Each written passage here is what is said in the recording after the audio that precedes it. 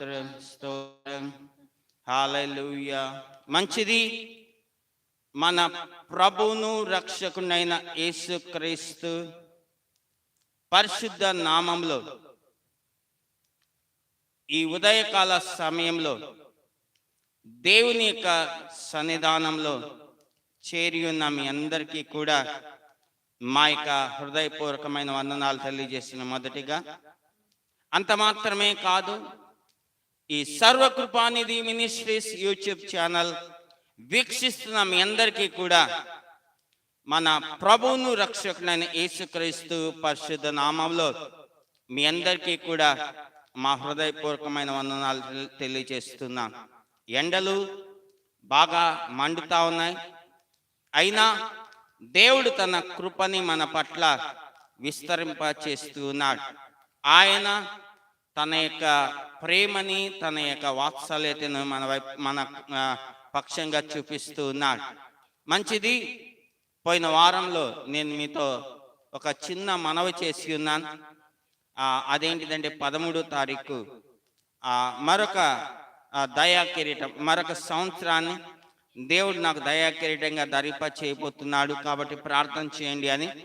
మీలో ఎంతమంది అది గుర్తుపెట్టుకుని ప్రార్థన చేశారు నాకైతే తెలియదు. నా విశ్వాసం ఏంటంటే మీరందరూ కూడా అది గుర్తుపెట్టుకొని ఆ విషయం కొరకు ప్రార్థన చేశారని నమ్మి దేవుని స్తుతిస్తూ ఉన్నాను. దేవుడు మంచి ఆరోగ్యాన్ని ఇచ్చి మరొక సంవత్సరంలో అడుగు పెట్టే కృపని ప్రభు నాకు అనుగ్రహించినాడు. గత కాలమంతా, గత సంవత్సరాలంతా నా జీవితంలో ఈ విధంగా కొనసాగిన ఈ సంవత్సరం దేవుడు మరింత కృపని అనుగ్రహించి ఇంకా తన యొక్క పరిచర్యలో బహుబలముగా తన ఆత్మచేత అభిషేకించి వాడుకున్నట్లుగా మీరందరూ కూడా మీ అనుదిన ప్రార్థనలో జ్ఞాపకం చేసుకోవాల్సిందిగా మిమ్మల్ని అందరినీ కూడా ప్రేమతో కోరుతూ ఉన్నా. మంచిది. ఈ సమయంలో పోయిన వారం చాలా కీలకమైన ఒక టాపిక్, ఒక అంశాన్ని మనం ధ్యానం చేయటం ప్రారంభించి ఉన్నాం. అదేమనగా సత్యం అనగా ఏమి? పిలాతు ప్రభుని అడుగుతున్నాడు, ఏమనంటే సత్యం అనగా ఏమి? చూడండి, యేసు ప్రభు ఈ లోకంలో జన్మించిన దినములలో ఈ లోకంలో సత్యం అంటే ఏంటో తెలియకుండానే ఈ ప్రజలు జీవిస్తూ ఉన్నారు. సత్యం అంటే ఏంటో ఈ లోకానికి తెలియదు. అందుకనే ప్రభు అంటున్నాడు, సత్యాన్ని గురించి సాక్ష్యం ఇవ్వడానికి నేను ఈ లోకంలోకి వచ్చి ఉన్నాను, అందుకనే ఈ లోకంలో నేను పుట్టాను అని. అపవాదైన సాతానుడు అసలు ఈ భూమి మీద సత్యం అనేది లేకుండా చేయాలి అని ఆదిలోని దేవుడు ఆదమవను సృజించినప్పుడు వాళ్ళకి సత్యాన్ని బోధించాడు. ఆ సత్యాన్ని వాడు అడ్డుకున్నాడు, వాడు అడ్డగించాడు, వాళ్ళని సత్యంలో నుంచి తప్పించాడు. ఆ తప్పించినప్పుడు దేవుని యొక్క కోపం ఆ పరలోకం నుంచి, పరలోకంలో నుండి ఆ దేవుని యొక్క కోపం వాళ్ళ మీదకి వచ్చినట్లుగా మనం చూస్తూ ఉన్నాం. పోయిన వారం ఆ సత్యాన్ని గురించిన విషయాలు, ఆ ఉపోద్ఘాతం అంతా కూడా మనం చూసి ఉన్నాం. మళ్ళీ ఆ పోయిన వారం చెప్పినంత ఈ వారం చెప్పాలి అంటే కుదరదు. అది నా యొక్క యూట్యూబ్ ఛానల్లో పార్ట్ 1లో ఉంటుంది, మీరు చూసుకోండి. అయితే ఆ సత్యం అనగా ఏమి అనేది మొదటి పాయింట్ చూసుకున్నాం. కీర్తనకారుడు కీర్తనల గ్రంథం 15వ కీర్తన 2వ వాక్యం రాస్తాడు, యథార్థమైన ప్రవర్తన కలిగి నీతిని అనుసరించచ్చు హృదయపూర్వకముగా నిజము పలుకువాడు. అది సత్యం అంటే అది. రెండవది, సత్యం అంటే ఏంటంటే అతడు ప్రమాణం చేయగా నష్టం కలిగినను మాట తప్పడు. అది రెండవది. ఇక మూడవది మనం చూసినట్లయితే సత్యం అనగా ఏంటి అంటే మీ మాట అవునంటే అవును, కాదంటే కాదు అని ఉండవాలని అనేది మూడో పాయింట్. నాలుగో పాయింట్ మనం చూసి ఉన్నాం. అదేంటిదంటే ప్రభు అంటున్నాడు, నేనే మార్గమును, నేనే సత్యమును, నేనే జీవమును.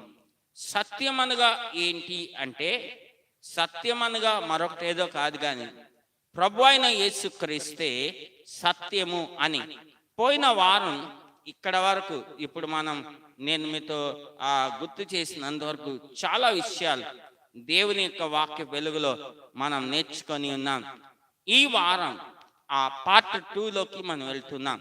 సత్యం అనగా ఏమిటి అనే దాంట్లో పార్ట్ 2. ఆ పార్ట్ 2లో మనం 5వ పాయింట్ నుంచి స్టార్ట్ చేద్దాం. యోహాను సువార్త 17వ అధ్యాయం 17వ వాక్యం. యోహాను సువార్త 17వ అధ్యాయం 17వ వాక్యం.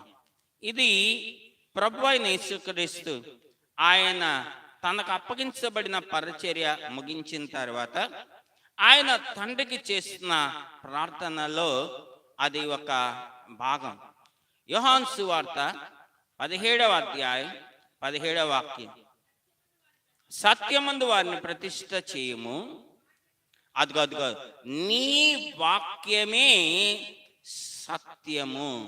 సత్యమనగా ఏమిటి అని చెప్పినప్పుడు 5వ పాయింట్ ఏంటంటే ప్రభు చెప్తున్నాడు, నీ వాక్యమే సత్యము, నీ వాక్యమే సత్యము. ఇంగ్లీష్ బైబిల్లో దై వర్డ్ ఈజ్ ట్రూత్ అని రాయబడుతుంది. దై వర్డ్ ఈజ్ ట్రూత్, నీ వాక్యమే సత్యము. అవునండి, దేవుని యొక్క వాక్యమే సత్యం. అందుకనే ఆ వాక్యం మీద ఏం రాయబడుతుందంటే పరిశుద్ధ గ్రంథము అని రాయబడుతుంది.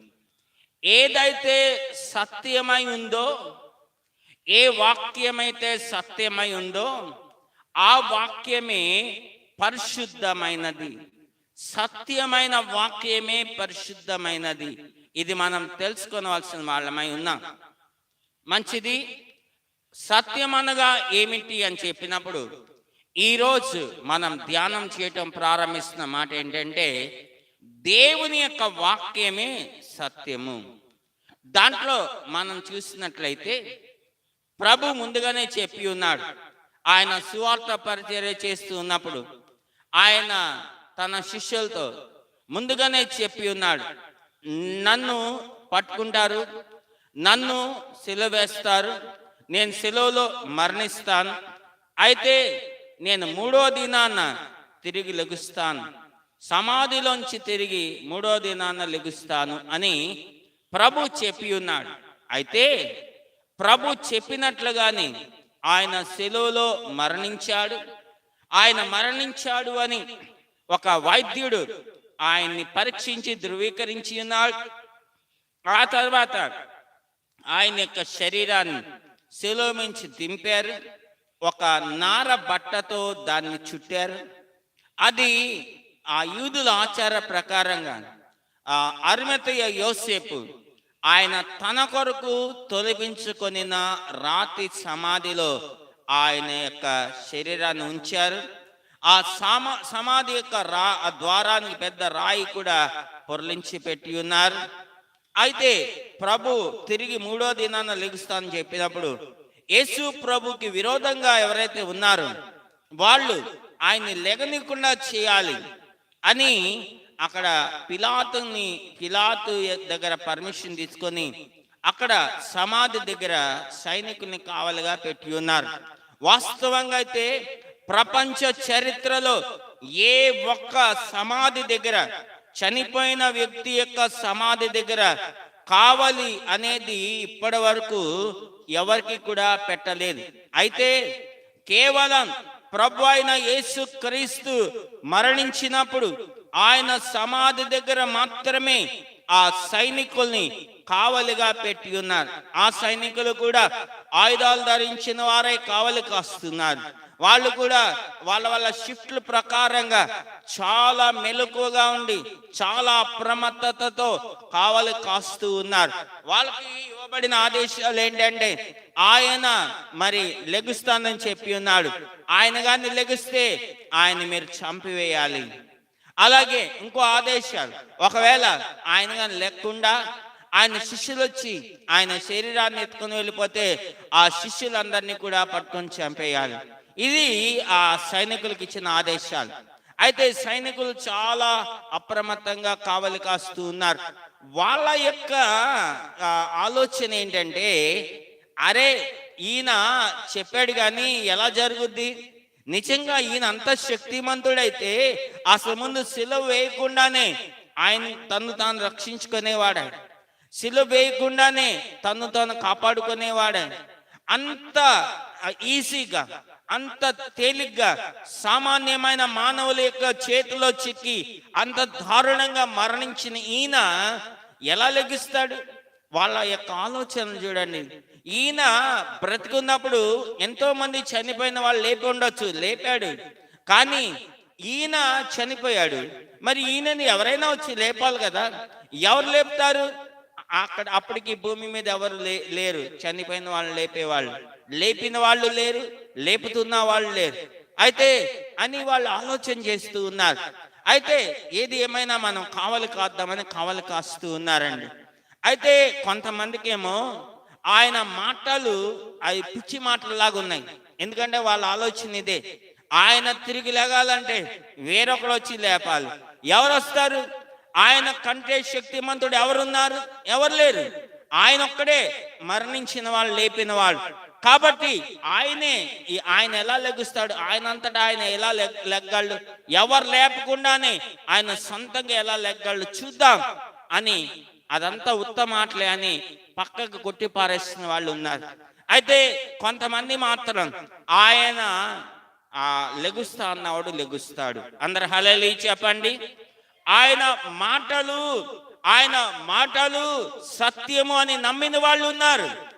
ఆయన మాటలు సత్యము కాదు, బూటకం అని నమ్మిన వాళ్ళు కూడా ఉన్నారండి. అయితే ఈ రెండు ఆలోచనలు కలిగిన వాళ్ళు ఉన్నారు. ఏది ఏమైనా మూడో రోజు రానే వస్తా ఉంది. మూడో రోజు తెల్లవారుజాము అవుతా ఉంది. ఆ తెల్లవారుజాము అవుతున్నప్పుడు ఏం జరిగింది? వీళ్ళకి సైనికులు సమాచారం వచ్చేస్తా ఉంది పైనుంచి ఎప్పటికప్పుడు. అరే మెలకువగున్నారా, నిద్రపోతున్నారా అని ఎప్పటికప్పుడు వీళ్ళని అప్రమత్తం చేస్తూ ఉన్నారు. మూడో దినం తెల్లవారుతుంది అనగా మరొకసారి అప్రమత్తం చేస్తూ ఉన్నారు. వీళ్ళంతా మెలకువగానే ఉన్నారు. ఎక్కడ మనం నిద్రపోతే మన పై అధికారులు వచ్చి మనల్ని పట్టుకొని మనల్ని శిక్షిస్తారేమో, మనం చంపివేస్తారేమో, మన జైల్లో వేస్తారేమో, మన ఉద్యోగాలు పీకేస్తారేమో అని చాలా జాగ్రత్తగా కావలి కాస్తూ ఉన్నారు. ఆలోగా జరిగింది ఏంటంటే పెద్ద భూకంపం వచ్చింది. ఆ భూకంపం వచ్చినప్పుడు అందరూ కూడా భయపడి వణికిపోతున్నారు. ఆ భూకంపం రాగానే ఒక పెద్ద మెరుపు వచ్చింది. ఆ మెరుపు మెరవగానే ఆ మెరుపులో ఒక దేవదూత పరలోకంలోంచి దిగి వచ్చాడు. అందరు హల్లెలూయా చెప్పండి. ఆ దిగి వచ్చి యేసు ప్రభు యొక్క సమాధికి అడ్డుగా పొర్లించున్న రాయిని పక్కకు పొర్లించి దాని మీద కూర్చున్నాడు. చూడండి, భూకంపం రాగానే సైనికుల వణుకు ప్రారంభమైంది. ఆ మెరుపు పుట్టగానే వాళ్ళు చచ్చిన వాళ్ళ వల్లే పడిపోయారు. ఇక ఆ దేవదూత దిగి వచ్చాడు మెరుపులో. చూస్తానే ఉన్నారు. ఆ దేవదూత లోపలికి వెళ్ళి ఏమీ యేసు ప్రభుని లేపలేదు. ఆయన సమాధికి అడ్డుగా ఉన్న రాయిని పక్కా పొరలించి దాని మీద కూర్చొని ఉన్నాడు అంతే. వీళ్ళు ఆశ్చర్యంగా చూస్తూ ఉన్నారు. పడిపోయారు, చచ్చిన వాళ్ళ వల్లే పడిపోయి ఉన్నారు. చూస్తా ఉన్నారు ఏం జరుగుతుంది ఇప్పుడు అని చూస్తా ఉన్నారు. ఏం జరుగుతుంది అని చూస్తున్నప్పుడు ఈలోగా ఏం జరిగింది అంటే, లోపల నుండి ఎవరు వెళ్ళి లేపకుండానే ప్రభు అయిన యేసుక్రీస్తు ఆయన సజీవుడిగా తిరిగి లేచి ఆయన ఆ సమాధిలోంచి నడిచి వస్తూ ఉన్నాడు. చూడండి, ఆయన్ని చూస్తే వాళ్ళ కళ్ళు చెదిరిపోతా ఉన్నాయి. కారణం ఏంటంటే, ఆయన సిలువ వేసినప్పుడు ఆయన వస్త్రాలన్నీ కూడా తీసివేశారు. మొలకి ఒక గుడ్డ మాత్రమే పెట్టారు, వస్త్రాలన్నీ తీసివేశారు. కానీ ఆయన సమాధిలోంచి తిరిగి లేచి బయటకు వస్తూ ఉన్నప్పుడు ఆయన ఎలాగున్నాడంటే, మహిమ వస్త్రాలు ధరించిన వాడుగా ఉన్నాడు. ఆయన కోటి ఆయన యొక్క తేజస్సు చాలా ప్రకాశమానంగా ఉంటా ఉంది. ఆయన్ని చూసినప్పుడు ఆశ్చర్యపోతున్నారు. చూడండి, వీళ్ళ దగ్గర ఆయుధాలు ఉన్నా, వీళ్ళు సైనికులుగా ఉన్నా, వీళ్ళకి ఆదేశాలు ఇవ్వబడినా లెగలేకపోతున్నారు. ఆయన్ని చంపాలి అంటే లెగలేకపోతున్నారు. పడిపోయి అలాగే చూస్తూ ఉన్నారు, చచ్చిన వాళ్ళ వాళ్ళే. ఏం జరిగింది? యేసు ప్రభు సమాధిలోంచి బయటికి వచ్చాడు. వీళ్ళందరినీ చూస్తా ఉన్నాడు. ఆయన ఏం పారిపోలా. అమ్మో, సైనికులు ఉన్నారా? ఈ సైనికులే కదా నన్ను పట్టుకొని చిత్రహింసలు గురి చేసింది, ఈ సైనికులే కదా నన్ను సిలువ కేసి కొట్టి చంపింది అని చెప్పి వాళ్ళకు భయపడి ఆయన ఏం పారిపోలా. అలాగే నిలబడి వాళ్ళని అలాగే చూస్తా ఉన్నాడు. వాళ్ళు మాత్రం ఏమి చేయలేక అలాగే చూస్తా ఉన్నారు, పడిపోయి చచ్చిన వాళ్ళే.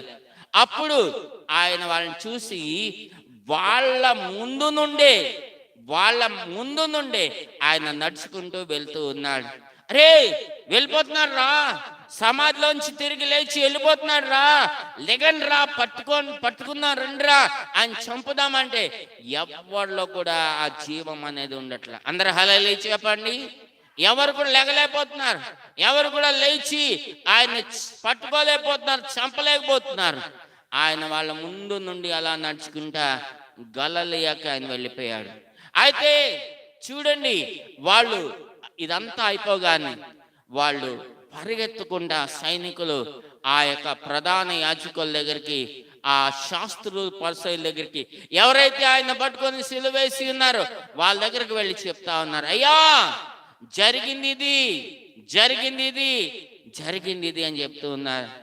ఆ మాట చెప్పినప్పుడు వాళ్ళందరూ కూడా ఆశ్చర్యపోయారు. ప్రధాన యాజకులు, శాస్త్రులు, పరిసయ్యులు, మేమేదో ఈయన వడ్లవాడి కుమారుడు అనుకున్నాం, మేమేదో ఈయన మరే కుమారుడు అనుకున్నాం, మేమేదో ఈయన సామాన్యమైన మానవుడు అనుకున్నాం, మేమేదో ఈయన మా కళ్ళ ముందు పుట్టి పెరిగి పెద్దవాడై ఏదో ఈయన ఆ ఒక వేషధారణగా చేశాడు అనుకున్నాం. ఇంత పని చేశాడా, ఈయన ఇంత మహిమ కలిగిన వాడా? అమ్మో, ఈ మాట గాని ప్రజలకు తెలిస్తే వాళ్ళు మన బ్రతకనివర్రా బాబు అని చెప్పి ఈ సైనికులకి చెప్తున్నారు. ఈ మాటలు మీరు మాకు చెప్పారు, జరిగినాయి, ఇది ఎవ్వరికి కూడా దయచేసి చెప్పద్దు. మీకు ఎంత డబ్బులు కావాలంటే అంత డబ్బులు ఇస్తాం. ఇదిగో మీరేం చెప్తారంటే, మేము కావలి కాస్తున్నాం సమాధిని, అర్ధరాత్రి టైం వచ్చింది, మాకు నిద్ర వచ్చింది, మేము నిద్రపోయాం. ఆలోగా ఆయన శిష్యులు వచ్చారు, సమాధి లోపలికి వెళ్ళారు, ఆయన శరీరాన్ని తీసుకొని ఎక్కడ తీసుకెళ్లారు మా తెలు తీసుకొని వెళ్ళిపోయారు అని చెప్పి చెప్పండి అని చెప్పి, ఒకవేళ మీరు ఈ విధంగా చెప్పడం వలన ఆ గవర్నర్ అయిన పిలాతు దగ్గర నుంచి ఏమైనా ఇబ్బంది కలిగితే మేము వెళ్ళి ఆయనతో మాట్లాడతాం, మేము వెళ్ళి సరి చేస్తాం, మీకు ఎలాంటి ఇబ్బంది లేకుండా మేము చూస్తాం అని చెప్పి వాళ్ళు ఆ యొక్క సైనికులు చెప్పి ఉన్నారు. ఎప్పుడైతే సైనికులు చెప్పి ఉన్నారో సైనికులు సరే అని చెప్పి ఒక దుర్వార్త, ఒక అబద్ధపు వార్త ప్రచారం చేయటం ప్రారంభించి ఉన్నారు. ఆయన లెగలేదు, ఆయన అలాగే చచ్చిపోయి ఉన్నాడు. అర్ధరాత్రి టైంలో ఆయన శిష్యులు వచ్చి ఆయన శరీరాన్ని తీసుకొని వెళ్ళిపోయారు. ఆ వార్త ప్రచారం అవుతా వచ్చింది.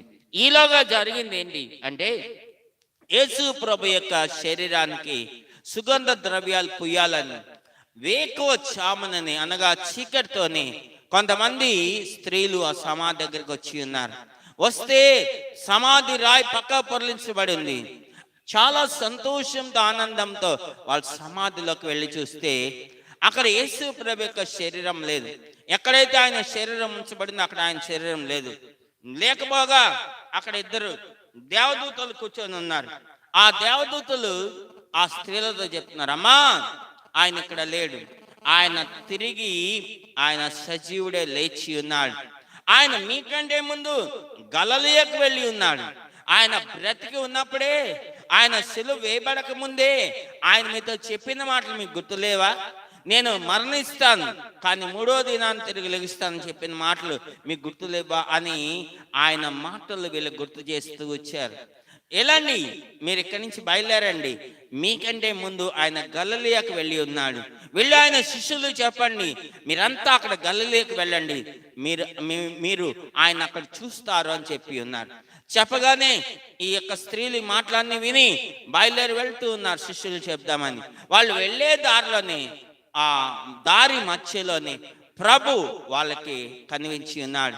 ప్రభు వాళ్ళని కలుసుకొని ఉన్నాడు. వాళ్ళు ఇంకా ఎంత సంతోషం అండి, వాళ్ళకి ఇంకా ఎంత సంతోషం అండి. దేవదూతల మాటలు చెప్పిన మాటలు తీసుకుని వెళ్ళి చెప్తే ఆ శిష్యులు బూటకమనుకునే వాళ్ళే, కానీ యేసు ప్రభు డైరెక్ట్ గా సాక్షాత్తు ఆయనే వాళ్ళకి ప్రత్యక్షమై వాళ్ళకి తను తాను కనపరుచుకునేటప్పటికి వాళ్ళ యొక్క ఆనందానికి సంతోషానికి అవధులు చాలా సంతోషించారు. ఆయన మొక్కారు. తర్వాత వెళ్ళి ఆయన శిష్యులకు చెప్తా ఉన్నారు. ఆయన అదే చెప్పాడు ప్రభు, వెళ్ళి నా శిష్యులకు చెప్పండి అని. సరే, ఆ శిష్యులు ఏం చేశారంటే ఈ స్త్రీలు చెప్పిన మాటలు విని మళ్ళీ సమాధి దగ్గరికి వెళ్తున్నారు. ప్రభు ఏం చెప్పాడు, దేవదూతలు ఏం చెప్పారు, గలిలయకు వెళ్ళండి, మీరు గలిలయకు వెళ్తే మీరు ఆయన్ని చూస్తారంటే మళ్ళీ సమాధి దగ్గరికి వెళ్ళారు. సమాధి దగ్గరికి వెళ్ళినప్పుడు అదే మాటలు దేవదూతలు చెప్తూ ఉన్నారు. సరే, ఇక్కడ మనం చూసినట్లయితే యేసు ప్రభు ఆయన తిరిగి లేచాడు. 40 దినములు ఇదే భూమి మీద ఆయన సజీవుడిగా ఉండి తను తాను సజీవునిగా కనపరుచుకుంటూ వచ్చాడు. అయితే ఆయన ఎక్కడెక్కడైతే సువార్త ప్రకటించి ఉన్నాడు, ఎవరెవరైతే ఆయన్ని నమ్మి ఉన్నారో వాళ్ళందరికీ కూడా ఆయన సమాధిలోంచి లేదా ఆయన మరణించి తిరిగి లేచాను అని తను తాను కనపరుచుకుంటూ వాళ్ళందరినీ కూడా ధైర్యపరుస్తూ విశ్వాసములో స్థిరపరుస్తూ బలపరుస్తూ ఆయన 40 దినములు తిరిగి ఆయన లేచిన తర్వాత ఇదే భూమి మీద ఆయన సంచరించి ఉన్నాడు. అందరు హల్లెలూయా చెప్పండి. దాంట్లో భాగంగా పోయిన ఆదివారం నేను మీతో చెప్పి ఉన్నాను, 3 సార్లు తన శిష్యులకి ఆయన దర్శనం ఇచ్చి ఉన్నాడు, ఆయన కనపరుచుకొని ఉన్నాడు, తాను సజీవుడినని 3 సార్లు తన శిష్యులకి తాను ప్రత్యక్షపరచుకొని ఉన్నాడు. అయితే ఇప్పుడు మనం చూసినట్లయితే 2 వార్తలు ఇప్పుడు బయలుదేరి వెళ్తా ఉన్నాయి. శిష్యుల వైపు నుండి, ఆయన నమ్మిన వాళ్ళ వైపు నుంచి ఒక వార్త, ఆయన మరణించాడు, ఆయన తిరిగి లేచాడు. అందరు హల్లెలూయా చెప్పండి. శిష్యుల వైపు నుంచి ఆ యొక్క సైనికుల వైపు నుంచి మరి ఒక వార్త, అదేంటిదంటే ఆయన లెగలేదు, ఆయన శిష్యులు వచ్చి ఆయన శరీరాన్ని తీసుకొని వెళ్ళిపోయారు, ఎక్కడికో తీసుకుని వెళ్ళి దాచిపెట్టేసి ఆయన లేచాడని చెప్తున్నారు అని మరొక వార్త. 2 వార్తలు అవి సంచరిస్తూ ఉన్నాయి. అది 2 వార్తలు ఆ యొక్క ప్రజలలో వెళ్తూ ఉన్నాయి. అయితే చాలా జాగ్రత్తగా గమనించండి, 2 వార్తలు ఆ ప్రజల్లోకి వెళ్ళినప్పుడు ఏ వార్త గెలిచింది అంటే ఆయన తిరిగి లేచాడు అన్న వార్తే గెలిచింది. కారణం ఏంటంటే అది సత్యాన్ని గుర్చిన వార్త, అది నిజమైన వార్త, అది సత్యముతో కూడిన వార్త. ఎప్పుడు కూడా గుర్తుపెట్టుకోండి, సత్యానికి ఒక ఆధారం ఉండాలి, ఆధారం లేకుంటే అది సత్యం కాదు. ఇప్పుడు శిష్యులు, ఈ యొక్క సైనికులు ఒక వార్తను తీసుకుని వెళ్ళి చెప్తూ ఉన్నారు. అది కానీ సత్యం అయితే వాళ్ళ యొక్క తీసుకుని వెళ్ళి చెప్తున్న మాటల్లో ఏముంది, మేము కావలి కాస్తున్నాం అంటున్నారు, అర్ధరాత్రి అయింది అంటున్నారు, మేము నిద్రపోతున్నాం అంటున్నారు, మేము నిద్రపోతున్నప్పుడు ఆయన శిష్యులు వచ్చారు అంటున్నారు, శిష్యులు వచ్చి సమాధి లోపలికి వెళ్ళి ఆయన శరీరాన్ని తీసుకొని వెళ్ళిపోయారు అంటున్నారు. దీంట్లో సత్యమే ఉంది, దీంట్లో సత్యం ఎక్కడుంది చూడండి. అబద్ధం ఆడినా అది చూడండి, ఆ అతకుడు గితుకుడు లేకుండా, అతుకు బతుకు లేకుండా ఉంది అబద్ధం కూడా. ఎవరైనా ఆలోచించారు అనుకోండి, ఏంటి మీరు కావలి కాస్తున్నారా, ఓకే కావలి కాస్తున్నారు, అర్ధరాత్రి అయిందా, ఓకే అయింది, అర్ధరాత్రిలో మీరు నిద్రపోతున్నారా, ఓకే మనుషులే కదా నిద్రపోతారు, నిద్రపోతున్నప్పుడు మరి ఆయన శిష్యులు వచ్చారని చెప్తున్నారు, నిద్రపోతున్న వాళ్ళకి ఆయన శిష్యులు వచ్చింది ఎలా తెలిసింది? ఒకవేళ తెలిసింది, మీరు సైనికులు కదా, మీకు ఆదేశాలు ఇచ్చారు కదా, ఆయన శిష్యులు వచ్చి ఎత్తుకొని వెళ్ళిపోతారేమో, అట్లా వెతుకుని వెళ్ళిపోతున్నప్పుడు మీరు అడ్డుకోవాలి, వాళ్ళని పట్టుకొని బంధించాలి, వాళ్ళు ఇంకా ప్రతిఘటిస్తే వాళ్ళని చంపేయాలి అని మీకు ఆదేశాలు వచ్చినాయి కదా, మీరు ఎందుకని అలా చేయలేదు అంటే వీళ్ళ దగ్గర సమాధానం లేదు. అందరు హల్లెలూయా చెప్పండి. హల్లెలూయా, హల్లెలూయా. కానీ మరొక వార్త వెళ్తా ఉంది, ఆయన లెగుస్తా అని చెప్పిన వాడు లేచాడు. అవును లేచాడు, దానికి ఆధారం ఉందా? ఉంది. ఆయన వచ్చాడు, మాతో కనిపించాడు, మాకు కనిపించాడు, ఆయన గాయాలు చూపించాడు, మాతో కలిసి భోజనం చేశాడు, ఆయన మాకు శాంతిని అనుగ్రహించినాడు, సమాధానాన్ని అనుగ్రహించినాడు, మాతో కలిసి కొంతసేపు సహవాసం చేశాడు. అవునండి, చూడండి, ఈ 2 వార్తలు ఆ ప్రాంతమంతా కూడా వ్యాపించిన సత్యంని గురించిన వార్తే గెలిచింది. అందుకనే మన యొక్క దేశంలో, మన యొక్క భారతదేశం యొక్క స్లోగన్ ఏంటంటే సత్యమేవ జయతే. సత్యమే జయిస్తుంది. అవును, మన దేశంలో కూడా ఎన్నో వార్తలు ఉన్నాయి. అయితే ఏ వార్త ఉన్నా సత్యాన్ని గురించిన వార్త ఎప్పుడు జయిస్తుంది. చూడండి, ఇశ్రాయేలీయులు ఐగుప్తు నుంచి బయలుదేరారు. ముందు మోషే వాళ్ళని ఐగుప్తులోంచి విడిపించి ఆ కనాను దేశం నడిపిస్తూ వచ్చాడు.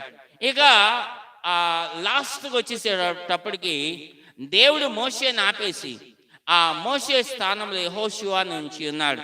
యెహోషువ ఇశ్రాయేలును నడిపిస్తూ ప్రారంభించాడు. ఇక ఆ యొక్క కనాను దేశం దగ్గరకు వచ్చేసారు. ఇక కనాను దేశంలోకి వాళ్ళు వెళ్ళాలి. యెహోషువ ఏం చేశాడంటే వేగుల వారిని ఆ కనాను దేశంలోకి పంపించి ఉన్నాడు. చూడండి, 2 భాగాలు చేసి పంపించి ఉన్నాడు. ఒక దేశం యొక్క సగంలోకి కొంత ఇద్దరిని, ఆ దేశం యొక్క సగంలోకి మరొక ఇద్దరిని పంపించి ఉన్నాడు. అయితే అంటే మీకు అర్థమయ్యేటట్టు చెప్పాలంటే తూర్పు భాగంలోకి ఒకరిని, పడమర భాగంలోకి ఒకరిని పంపించాడు. అయితే వాళ్ళు వెళ్ళారు, వాళ్ళ దేశం అంతా సంచరించారు. ఒకళ్ళు మంచి వార్త తీసుకొని వస్తూ ఉన్నారు. ఏమంటున్నారంటే చూడండి, వార్తను తీసుకురావడమే కాదు, ఆ దేశంలో కాసిన ద్రాక్ష పండ్లు గెల, ఒక్క గెల దాన్ని కర్రకి కట్టి ఇద్దరు మోసుకొని వచ్చారు. అంత మంచి ఫలములు ఆ దేశంలో వస్తా ఉన్నాయని. అది నోటితో చెప్తే అర్థం కాదు, వీళ్ళకి తీసుకొని వెళ్ళి చూపించాలని ఒక ద్రాక్ష గెల కోసి ద్రాక్ష గెలని కర్రకి కట్టి ఇద్దరు మోస్తారండి. చూడండి, ఆ యొక్క కనాను దేశంలో లేదా ఇశ్రాయేల్ దేశం ఎంత శ్రేష్టమైనదో వాళ్ళు చెప్తున్నారు. ఈ యెహోషువకు వచ్చి, అయ్యా మీరు చెప్పినట్లుగా, దేవుడు మీతో సెలవిచ్చినట్లుగా ఆ దేశం నిజంగానే పాలు తేళ్లు ప్రవహించే దేశమే. దానికి ఈ యొక్క ఆధారం, రుజువు చూడండి, ఈ పండ్లు ఎట్లాంటియో. అన్న మాత్రమే కాదు, కొన్ని దానిమ్మ పళ్ళు తీసుకొచ్చారు, కొన్ని అంజూరపు పళ్ళు తీసుకొని వచ్చి అవన్నీ కూడా ఆధారాలుగా చూపించి ఆ దేశం శ్రేష్టమైన దేశం అని చెప్తున్నారు. అందరూ హల్లెలూయా చెప్పండి. ఆ దేశం శ్రేష్టమైన దేశం, ఆ దేశం మంచి ఫలములు ఇచ్చే దేశం, ఆ దేశం పాలు తేళ్లు ప్రవహించే దేశం. అయితే ఆ దేశంలో ఉన్న వాళ్ళు బలవంతులైనా సరే దేవుడు ఆ దేశాన్ని మనకి ఇవ్వబోతున్నాడు. అందరు హల్లెలూయా చెప్పండి. మంచి వార్త తీసుకొని వచ్చే వాళ్ళు ఎప్పుడు కూడా ఆ ధైర్యపరిచే మాటలే మాట్లాడతారు. అది మాత్రం మనం తెలుసుకోవాలి. మళ్ళీ చెప్తున్నాను, మంచి వార్తలు తీసుకొని వచ్చే వాళ్ళు ఎప్పుడు కూడా మనుషుల్ని ధైర్యపరిచే మాటలు మాట్లాడతారు. అయితే మరొక బ్యాచ్ ఉందే, మరొక ఇద్దరిని పంపించారే, వాళ్ళు మరొక దిక్కు వైపు వెళ్ళారు. వాళ్ళు ఏమీ తేలేదు ఆ దేశంలో నుంచి. వాళ్ళు ఊరికే ఆ దేశం అంతా తిరిగి వచ్చి వాళ్ళు చెప్తున్నారండి ఎలాంటి మాటలు అంటే, అమ్మో అయ్యా, యెహోషువతో అంటున్నారు, అయ్యో అమ్మో అయ్యగారు, ఆ దేశం చాలా భయంకరమైన దేశం. ఎంత భయంకరమైన దేశం అంటే ఆ దేశము తన యొక్క ఆ దేశ వాసుల్ని, అంటే దేశంలో నివసించే వాళ్ళని మృంగివేసే లేదా భక్షించే దేశం. ఏ దేశమైనా అలా ఉంటుందండి. వీళ్ళు ఏమంటున్నారంటే ఆ దేశంలో ఉండే వాళ్ళని చంపుకొని తినే దేశం అంటున్నారు. అందరు హల్లెలూయా చెప్పండి. ఇంకో మాట ఏం చెప్తున్నారు తెలుసా, ఆ దేశంలోకి మనం వెళ్ళలేం. ఇప్పటి వరకు 40 సంవత్సరాలు ఒకవేళ ఎన్నో రాజ్యాలు మనం జయించి వచ్చి ఉండొచ్చు, కానీ ఈ దేశంలోకి మనం వెళ్ళలేం. మనం కానీ వెళ్ళి ఆ దేశం మీద యుద్ధం చేయాలంటే మనం గెలవలేం. కారణం ఏంటంటే ఆ దేశంలో ఉన్న వాళ్ళందరూ కూడా చాలా ఆజానుబాహులు. వాళ్ళతో మమ్మల్ని పోల్చుకొని చూస్తే మేము వాళ్ళ దృష్టికి ఎలా ఉన్నామంటే మిడతల్లాగా ఉన్నాం. వాళ్ళు కూడా మా దృష్టికి ఎలా ఉన్నారంటే వాళ్ళు కూడా మమ్మల్ని చూస్తే మేము మిడతలుగా ఉన్నాం, మేము వాళ్ళని చూస్తే మేము కూడా మిడతల్లాగా ఉన్నాం అని చెప్తా ఉన్నారు. అందరు హల్లెలూయా చెప్పండి. మిడతలు బావినండి, మిడతలు అంటే చాలా తక్కువ అంచనా వేస్తూ ఉన్నారు. మిడతల్ని చాలా తక్కువ అంచనా వేస్తూ ఉన్నారు. పాపం వీళ్ళు మర్చిపోయారేమో, ఐగుప్తులో ఉన్నప్పుడు దేవుడు 10 తెగుళ్ళు ఐగుప్తు మీద పంపించి ఉన్నాడు. ఆ 10 తెగుళ్ళలో ఒక తెగులేంటి? మిడతలు. అందరు హల్లెలూయా చెప్పండి. ఆ మిడతలు వచ్చాయి, మిడతలు అన్నిటినీ కూడా తినేస్తూ ఉన్నాయి, మొత్తం అన్నిటినీ తినేస్తూ ఉన్నాయి. వీళ్ళు గొడవ చూడండి, పశువులకి మేత లేదు, మనుషులకి పంట తినడానికి లేదు, సమస్తం ఆ మిడతలు తినేస్తా ఉన్నాయి. చూడండి, చాలా యాతన పెట్టినాయి ఆ మిడతలు. అంటే దేవుని బిడ్డలకి ఏమి ఇబ్బంది కలగలేదు అనుకోండి, ఆ ఐగుప్తీయుల విషయంలో చాలా ఇబ్బంది పెట్టినాయి మిడతలు. అంటే వీళ్ళేమో ఏమంటున్నారు, ఆ దేశంలో ఉన్న వాళ్ళ ముందు మేము మిడతల్లాగా ఉన్నాం. మిడతలు నేను తక్కువ అంచనా వేయద్దు.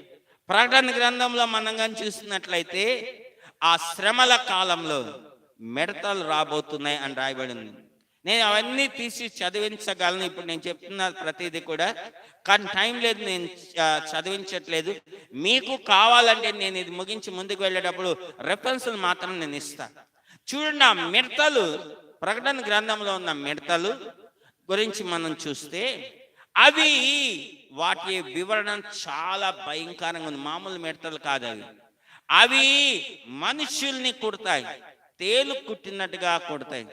వాటి యొక్క వివరణ అంతా కూడా ప్రకటన గ్రంథంలో ఉంటుంది, మీరు చదువుకోండి. అయితే అవి శ్రమల కాలంలో ఎవరైతే విడవబడతారో వాళ్ళని బాధించే దాని కొరకు అవి ఎక్కడి నుంచి వస్తాయి? అవి ఆ యొక్క అంతులేని అగాధంలో నుండి అవి భూమి మీదకి వస్తాయి అని రాయబడుతుంది. అందరు హల్లెలూయా చెప్పండి, హల్లెలూయా. మంచిది. అయితే వీళ్ళు ఏం చేస్తున్నారంటే, మేము మిడతల్లాగా ఉన్నాం అంటున్నారు. మిడతలు అనేవి బైబిల్లో చాలా చాలా ముఖ్యమైన పాత్రని దేవుడు మిడతలతో పోషింపచేసి ఉన్నాడు. జాగ్రత్త. అయితే వీళ్ళు ఈ యొక్క చెడు వార్తలు తెచ్చే వాళ్ళందరూ కూడా ఎలాంటి వార్తలు తెస్తారంటే, నిరుత్సాహపరిచే వార్తలు తెస్తారు, లేదా గలిబిలి కలుగు చేసే వార్తలు తెస్తారు. ఎప్పుడైతే ఆ వార్తను తీసుకొని వచ్చారో, చెప్తున్నారు యెహోషువతో, అక్కడ వింటున్న ఇశ్రాయేలీయులు గలిబిలి ప్రారంభమైంది. అందరు హల్లెలూయా చెప్పండి. గలిబిలి ప్రారంభమైంది. కానీ ఆఖరికి ఏ వార్త గెలిచిందంటే, ఎవరైతే సత్యాన్ని గురించిన వార్త తెచ్చారు, ఏదైతే సత్యాన్ని గురించిన వార్త తెచ్చారో అదే జయించిన. కారణం ఏంటంటే, వాళ్ళు ఊరికే ఏదో 4 మాటలు ముచ్చట్లు చెప్పలా, వాళ్ళు చెప్పిన దానికి ఆధారాలు కూడా సమర్పించి ఉన్నారు. అందుకని ఆ యొక్క సత్యాన్ని గురించిన వార్త గెలిచింది. వాళ్ళు వెళ్ళారు, ధైర్యంగా వెళ్ళారు, ఆ కనాను దేశాన్ని వాళ్ళు స్వాధీనపరుచుకున్నారు. అందరు హల్లెలూయా చెప్పండి. అవును, హల్లెలూయా, హల్లెలూయా. అవునండి.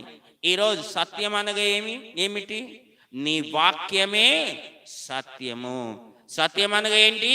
నీ వాక్యమే సత్యం. యోహాను సువార్త 8వ అధ్యాయం, యోహాను సువార్త 8వ అధ్యాయం 45వ వాక్యం. యోహాను సువార్త 8వ అధ్యాయం 45వ వాక్యం. నేను సత్యమనే చెప్పుచున్నాను గనుక మీరు నన్ను నమ్మరు. ఈ మాట ప్రభు చెప్తున్న మాట. నేను సత్యమనే చెప్పుచున్నాను గనుక మీరు నన్ను నమ్మరు. ఇప్పుడు ఏం చేద్దామండి? ఇప్పుడు ఏం చేద్దాం చెప్పండి? నేను సత్యమనే చెప్పుచున్నాను గనుక మీరు నన్ను నమ్మరు. నమ్మట్లేదు కాబట్టి అబద్ధం చెప్తామా? అబద్ధం చెప్పమంటారా ప్రభుని? ప్రభు అబద్ధం చెప్పడే. చూడండి, ఆ సత్యమనే చెప్పుచున్నాను గనుక మీరు నన్ను నమ్మరు అని ప్రభు చెప్తున్నాడు కదా. కాబట్టి నమ్మేటట్లుగా పోయిన ఆదివారం విన్నాం కదా, ఒట్టు పెట్టుకోమని చెప్తామా ప్రభుని? అందరు హల్లెలూయా చెప్పండి. ఏం పెట్టుకోవాలి? నమ్మేటట్టుగా ఏం పెట్టుకోవాలి? ఒట్టు పెట్టుకోమని చెప్తామా ప్రభుని? చూడండి, మన ఆ పాములపాడు అవతల రావులపాడు ఉంది కదా. ఇప్పుడు ఇది దోసపాడు, పాములపాడు, రావులపాడు. ఆ రావులపాడులో ఒక రోజు ఇద్దరు మాట్లాడుకుంటున్నారు. ఒక ఆయన ఒక ఆమెతో మాట్లాడుతున్నాడు. ఏం మాట్లాడుతున్నాడంటే, నువ్వు బాప్తిస్మం పొందావా అని అడిగాడు. ఓ పొందాను అంది. నువ్వు బాప్తిస్మం పొందితే బాప్తిస్మం పొందిన వాళ్ళు అబద్ధాలు మాట్లాడకూడదంట, అబద్ధాలు ఆడకూడదంట. నువ్వు అబద్ధాలు ఆడకుండా ఉండగలుగుతున్నావా అని అడిగాడు. అడిగితే ఆమె చెప్తాది ఆయనతో, ఆ సత్యం మాట్లాడితే ఎవరు నమ్ముతారు, నిజం చెప్తే ఎవరు నమ్ముతారు అంటే దాని అర్థం నిజం చెప్తే ఎవరు నమ్మరు కాబట్టి నేను అబద్ధమే చెప్తున్నాను. చూడండి, ఇక్కడ ప్రభు ఏమంటున్నాడు, నేను సత్యమనే చెప్పుచున్నాను గనుక మీరు నన్ను నమ్మరు. ఆయన చెప్పిందంతా కూడా సత్యమే, ఆయన వాక్యమే సత్యం. ఆయన ఎప్పుడు కూడా అబద్ధం చెప్పేవాడు కాదు. పోయిన ఎపిసోడ్లో మనం చూసినాం. అదేంటిదంటే ఆయన అబద్ధం ఆడుటకు ఆయన నరుడు కాడు. ఆ యొక్క అపవాదైన సాతానుడు ఆ సర్పం యొక్క వేషాన్ని ధరించుకొని వచ్చి ఈ అవత అంటున్నాడు. ఏమంటున్నాడు, ఇది నిజమా అంటే దేవుని యొక్క మాటలు నిజమా, దేవుని యొక్క మాటలు నిజం కాదు అని మాట్లాడుతూ ఉన్నాడు. చాలా జాగ్రత్తగా గమనించండి.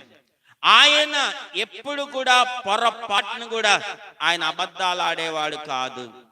కనీసం చాలాసార్లు మనం మనిషి రీతిగా జోక్ చేస్తూ ఉంటారు, జోక్ కోసం అబద్ధాలు ఆడుతూ ఉంటారు. కానీ ఆయన జోక్ కోసం కూడా ఆయన అబద్ధాలు చెప్పేవాడు కాదు. అందరు హల్లెలూయా చెప్పండి. అసలు ఆయన జోక్సే చేయడు.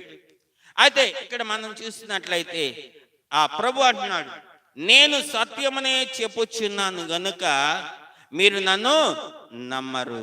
ఇదే 8వ అధ్యాయం, యోహాను సువార్త 8వ అధ్యాయం 31 నుంచి 34 వచనాలు.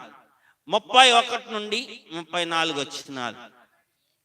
కాబట్టి యేసు తనను నమ్మిన యూదులతో, మీరు నా వాక్యమందు నిలిచిన వారైతే నిజముగా మీరు నాకు శిష్యులై ఉండి సత్యాన్ని గ్రహిస్తారు.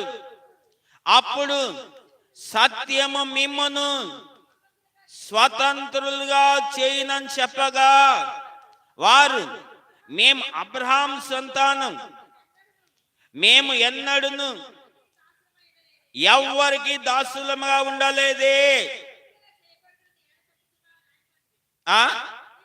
మీరు స్వతంత్రులుగా చేయబడతారని నువ్వు ఎలా చెప్తున్నావు అని అనిరి. ఆయనతో అనిరి. అందుకు యేసు, పాపము చేయు ప్రతి వాడును పాపమునకు దాసుడని మీతో నిశ్చయముగా చెప్పుచున్నానని. చాలండి. పాపము చేయు ప్రతి వాడును పాపమునకు దాసుడు. ప్రభు ఏమంటున్నాడు, మీరు చూడండి, తనను నమ్మిన యూదులతో అంటున్నాడు, మీరు నా వాక్యమందు నిలిచిన వారైతే మీరు సత్యాన్ని గ్రహిస్తారు, మీరు నాకు శిష్యులై ఉండి సత్యాన్ని గ్రహిస్తారు. అప్పుడు సత్యము మిమ్మను స్వతంత్రులుగా చేయును. అవునండి, ఆయన వాక్యమందు మనం నిలిచి ఉండాలి. ఆయన వాక్యమందు నిలిచి ఉంటే మనం ఆయన శిష్యులై ఉండి మన సత్యాన్ని గ్రహిస్తాం. అప్పుడు సత్యం ఏం చేస్తుందంటే మనలను స్వతంత్రులుగా చేస్తా ఉంది, మనల్ని స్వతంత్రులుగా చేస్తా ఉంది. చూడండి, సత్యం అనే వాక్యం మనల్ని స్వతంత్రులుగా చేస్తా ఉంది. ఎందుకని అంటే ఈ భూమి మీద ఉన్న మనుషులకి సత్యం అంటే ఏంటో తెలియనీయకుండా చేశాడు అపవాదైన సాతానుడు. ఇప్పుడు ఈ భూమి మీద ఉన్న మనుషులకి సత్యం అంటే ఏంటో తెలియాలి, సత్యాన్ని గ్రహించాలి. సత్యాన్ని గ్రహిస్తే వీళ్ళు స్వతంత్రులుగా అవుతారు అనేది ప్రభు యొక్క ఉద్దేశం. అందుకనే ఆయన ఈ లోకంలోకి వచ్చి సత్యాన్ని గురించిన వాక్యాన్ని ఆయన బోధిస్తూ ఉన్నాడు. ఆ సత్యాన్ని గురించిన వాక్యాన్ని ఆయన బోధిస్తున్న దాంట్లో ఉద్దేశం ఏంటంటే వీళ్ళు సత్యాన్ని గ్రహించాలి. సత్యం ఈ ప్రజలందరినీ కూడా స్వతంత్రులుగా చేయాలి. యోహాను సువార్త 15వ అధ్యాయం 7వ వాక్యం. యోహాను సువార్త 15వ అధ్యాయం 7వ వాక్యం. యోహాను సువార్త 15వ అధ్యాయం 7వ వాక్యం. నా యందు మీరును మీ యందు నా మాటలను నిలిచి ఉన్న ఎడల మీకు ఏది ఇష్టమో అడుగుడి, అది మీకు అనుగ్రహించబడును. ఒకటి, మీరు సత్యమందు నిలిచి ఉంటే సత్యం మిమ్మల్ని స్వతంత్రులుగా చేస్తుంది. మీరు ఆయన మాటల యందు, మనం ఆయన మాటల యందు నిలిచి ఉంటే, ఇక్కడ అంటున్నాడు, నా యందు మీరును మీ యందు నా మాటలను నిలిచి ఉన్న ఎడల మీకు ఏది ఇష్టమో అడుగుడి, అప్పుడు అది మీకు అనుగ్రహించబడును. ఈరోజు మనం చాలా అడుగుతున్నాం దేవుణ్ణి. వినండి, ఈరోజు మనం దేవుణ్ణి చాలా అడుగుతున్నాం. అయితే మనం అడిగినా అవి మనకు అనుగ్రహించబట్ల. కారణం ఏంటో తెలుసా? ఒకే మాట పెట్టుకొని అందరు కూడా ఊగులాడుతూ ఉంటారు. అదేంటో తెలుసా? అడుగుడి, చెప్పండి, మీకు ఇయ్యబడును అన్నాడు కాబట్టి నేను ఏదైనా అడుగుతా అంటారు. కానీ అక్కడ ఒక కండిషన్ పెట్టి ఉన్నాడు. ఏంటో కండిషన్? నా యందు మీరును, చెప్పండి, మీ యందు నా మాటలను నిలిచి ఉన్న ఎడల మీకు ఏది ఇష్టమో అడుగుడి, అప్పుడు అది మీకు అనుగ్రహించబడును. ఫస్ట్ ఏం చేయాలి తెలుసా? ఆయన యందు మనం నిలిచి ఉండాలి, మన యందు ఆయన మాటలు నిలిచి ఉండాలి.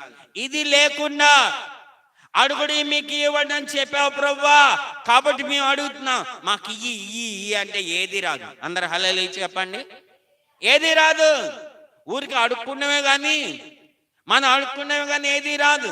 చాలా మంది చూడండి, ఈ కండిషన్ ప్రకారం నడవకుండా దేవుడు అడగమన్నాడు, నేను అడిగాను కాబట్టి ఆయన నాకు ఇవ్వలేదు, కాబట్టి ఆయన మాటలు అన్ని అబద్ధం అని చెప్తూ ఉంటారు.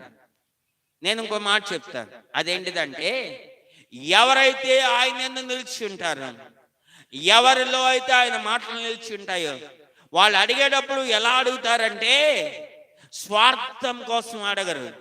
వాళ్ళు అడిగేటప్పుడు ఎలా అడుగుతారంటే వాక్యానుసారంగానే అడుగుతారు. అందరు హల్లెలూయా చెప్పండి. హల్లెలూయా, హల్లెలూయా. పోయిన వారం మనం చూసి ఉన్నాం, హన్నా అడిగింది. ఎవరు అడిగింది?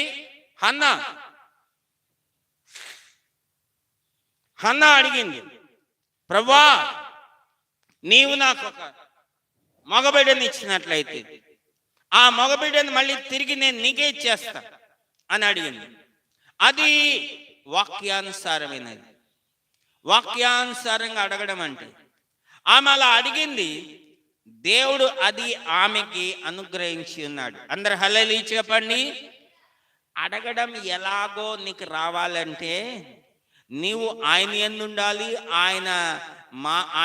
ఆయన మాటలు నీ యందు ఉండాలి.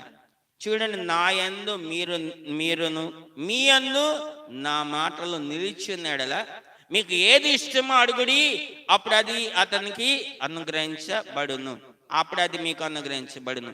ఓకే, ఈ దినాల్లో ఇలాంటి సత్యాన్ని దైవ సేవకులు బోధిస్తూ ఉండగా చాలా మంది ఈ సత్యానికి చెవినివ్వట్ల. ఇలాంటి మాటలు చాలా మందికి ఇష్టం ఉండట్ల. చూడండి, గిండిషన్లు లేకుండా దేవుని మాటలు చెప్పాలి. చాలా మంది యొక్క దురాశ అది, స్వకీయ దురాశ అది. అదేంటిదంటే వాక్యం చెప్పేటప్పుడు ఎలాంటి కండిషన్ లేకుండా చెప్పాలి. అప్పుడు అలాంటి మాటలకు చెవినొక్కుతారు. అందుకని అపోస్తలుడైన పౌలు తిమోతి 2వ పత్రిక 4వ అధ్యాయం 3వ వాక్యంలో ఈ యొక్క హెచ్చరిస్తున్నాడు తిమోతి 2వ పత్రిక 4:3. ఎందుకనగా జనులు హితబోధను సహించక దురద చెవులు గలవారై ఉండి తమ స్వకీయ దురాశలకు అనుకూలమైన బోధకులను తమ కొరకు పోగు చేసుకొని, చూసారా, జనులు హితబోధను సహించక దురద చెవులు గలవారై ఉండి తమ స్వకీయ దురాశలకు అనుకూలమైన బోధకులను తమ కొరకు పోగు చేసుకొని, ఇది నాకు కావాల్సిన 4వ పాయింట్, 4వ వాక్యం, 4వ వచనం. సత్యమునకు చెవిని ఇయ్యక కల్పనా కథల వైపు తిరుగు కాలము వచ్చును. వాళ్ళకి సత్యాన్ని గురించిన బోధ అక్కర్లా, వాళ్ళకి సత్యాన్ని గురించిన వాక్యం అక్కర్లా. ఎంత కాడికి ఏం కావాలంటే తమ కల్పన కథలు కావాలి, తమ స్వకీయ దురాశలకు అనుకూలమైన బోధకులు కావాలి. నేను ఖండించే బోధ అక్కర్లే, నేను గదించే బోధ అక్కర్లా, నేను సరిచేసే బోధ అక్కర్లా. చూడండి, ఆరోగ్యకరమైన బోధ అక్కర్లా. చూడండి, దురద చెవులు గల వారై ఉండి వాళ్ళు ఎంత కాడికి కూడా కల్పన కథలు వైపు తిరుగుతూ ఉన్నారు. నేను చాలా మందిని చూసి ఉన్నాను, విశ్వాసమైన వాళ్ళని. అదేంటిదంటే వాళ్ళకి ఎలాంటి ప్రసంగాలు లేదా వాళ్ళకి ఎలాంటి ప్రసంగికులు వాళ్ళకి ఇష్టం అంటే నవ్వించాలి, కవ్వించాలి, మంచిగా పాటలు పాడాలి, మిమ్మల్ని పొగడాలి, మిమ్మల్ని ఆశీర్వదించి దీవించాలి. అలాంటి బోధలైతే ఎన్నైనా వింటారు, ఎన్ని గంటలైనా వింటారు. అందరు హల్లెలూయా చెప్పండి. అలాంటి బోధల వరకు ఎంత డబ్బులు ఖర్చు పెట్టుకొని ఎంత దూరాలైన ప్రయాణాలు కూడా చేసి వెళ్ళి వింటూ ఉంటారు. అవునండి, ఎందుకంటే ఇది బైబిల్లో ముందుగానే రాయబడింది. సత్యానికి చెవినివారు తిమోతి జాగ్రత్త. సత్యానికి చెవినిచ్చే వాళ్ళు చాలా తక్కువ. వాక్యమే సత్యం, నీ వాక్యమే సత్యం. ఆ సత్యానికి చెవినివ్వకపోతే ఇంకేంటి లాభం? అపోస్తలుడైన పౌలు గలతీ సంఘానికి ఆయన రాస్తూ ఒక పత్రిక రాస్తూ ఒక విషయంలో ఆశ్చర్యపోతున్నాడండి. గలతీలు రాసిన పత్రిక 5వ అధ్యాయం 7వ వాక్యాన్ని చదువుదాం. అపోస్తలుడైన పౌలు గలతీలు రాసిన పత్రిక 5వ అధ్యాయం 7వ వాక్యం. మీరు బాగుగా పరిగెత్తుచుంటిరి, సత్యమునకు విధేయులు కాకుండా మిమ్మును ఎవడు అడ్డగించెను? ఓ గలతీ సంగమా, సత్యమునకు విధేయులు కాకుండా మిమ్మును ఎవడు అడ్డగించెను? అవును, చాలా చోట్ల ఇది జరుగుతా ఉంది. సత్యానికి విధేయులు కాకుండా సంఘాన్ని ఎవరో ఒకరు అడ్డగిస్తూ ఉన్నారు. జాగ్రత్త సంగమా, మనం సత్యానికి విధేయులు అవ్వాలి, సత్యానికి విధేయత చూపించాలి. సత్యానికి విధేయులు కాకుండా మనల్ని ఎవ్వరు కూడా అడ్డుకోవడానికి వీల్లేదు. ఎందుకంటే అపవాదైన సాతానికి భయం ఏంటంటే ఎక్కడ సత్యానికి విధేయులు అవుతామో, ఎక్కడ సత్యం మనం స్వతంత్రులుగా చేస్తుందో, సత్యంలో ఎక్కడైతే నిలిచి ఉంటే మనం ఏది అడిగితే మనకు అది అనుగ్రహించబడుతుందో, ఇవన్నీ కూడా వానిలో భయాలు. అందరు హల్లెలూయా చెప్పండి. అందుకనే వాడు ఏం చేస్తాడంటే సత్యానికి విధేయులు కాకుండా వాడు మనల్ని అడ్డుకుంటూ ఉంటాడు. జాగ్రత్త. సత్యాన్ని విధేయులు కాకుండా అడ్డుకుంటూ ఉంటాడు. జాగ్రత్త. విధేయులు కాకుండా ఉండడానికి ఏం చేస్తాడు అంటే ఫస్ట్ దేవుని యొక్క మందిరానికి నిన్ను రానికుండా చేస్తాడు. ఒకవేళ వాడిని ఎదిరికించి దేవుని మందిరానికి వచ్చావనుకో, ఆ మందిరంలో దేవుని మాటలు వినకుండా చేస్తాడు. నీ మనసు ఎటో ప్రయాణం చేసేటట్టు చేస్తాడు. అయినా వాడిని జయించి నువ్వు వినాలనుకొని చూస్తే నీ మనస్సుని ఆ మాటల మీద పెట్టనీయకుండా చేస్తాడు, లేదా నీ హృదయంలోనికి ఆ మాటలు వెళ్ళనీయకుండా చేస్తాడు. ఆ మాటల్ని వాడు ఎత్తుకొని పోతాడు. వాక్యం వింటున్నంతసేపు చాలా బాగుందండి వాక్యం, దేవుడు నాతోనే మాట్లాడుతున్నాడు అని అన్నట్టుగా ఆలోచన కలుగుతుంది. కానీ మందిరం యొక్క గడప దాటగానే ఆ మందిరం ఆ విత్తబడిన వాక్యాన్ని వాడు ఎత్తుకొని పోతూ ఉంటాడు. చాలా జాగ్రత్తగా గమనించండి. దేవుని మందిరానికి రావడం ఎంత ముఖ్యమో ఆ విత్తబడిన వాక్యం మన హృదయంలో భద్రపరచకుండా కూడా అంతే ప్రాముఖ్యం. అలా నువ్వు భద్రపరచుకోకపోతే నువ్వు సత్యానికి విధేయులు కాకుండా అపవాదైన సాతానుడు నిన్ను అడ్డగిస్తాడు. జాగ్రత్త. యాకోబు రాసిన పత్రిక 4వ అధ్యాయం 1వ వాక్యం.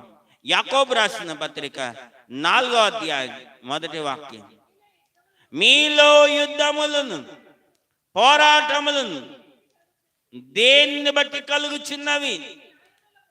మీ అవయవములలో పోరాడు, మీ పోగేచ్ఛల బట్టి ఏ కదా.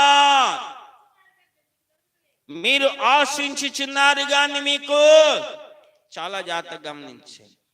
ఇక్కడ చెప్తున్నాడు ఏమనంటే, మీలో యుద్ధములు పోరాటములు దేని నుండి కలుగుచున్నవి?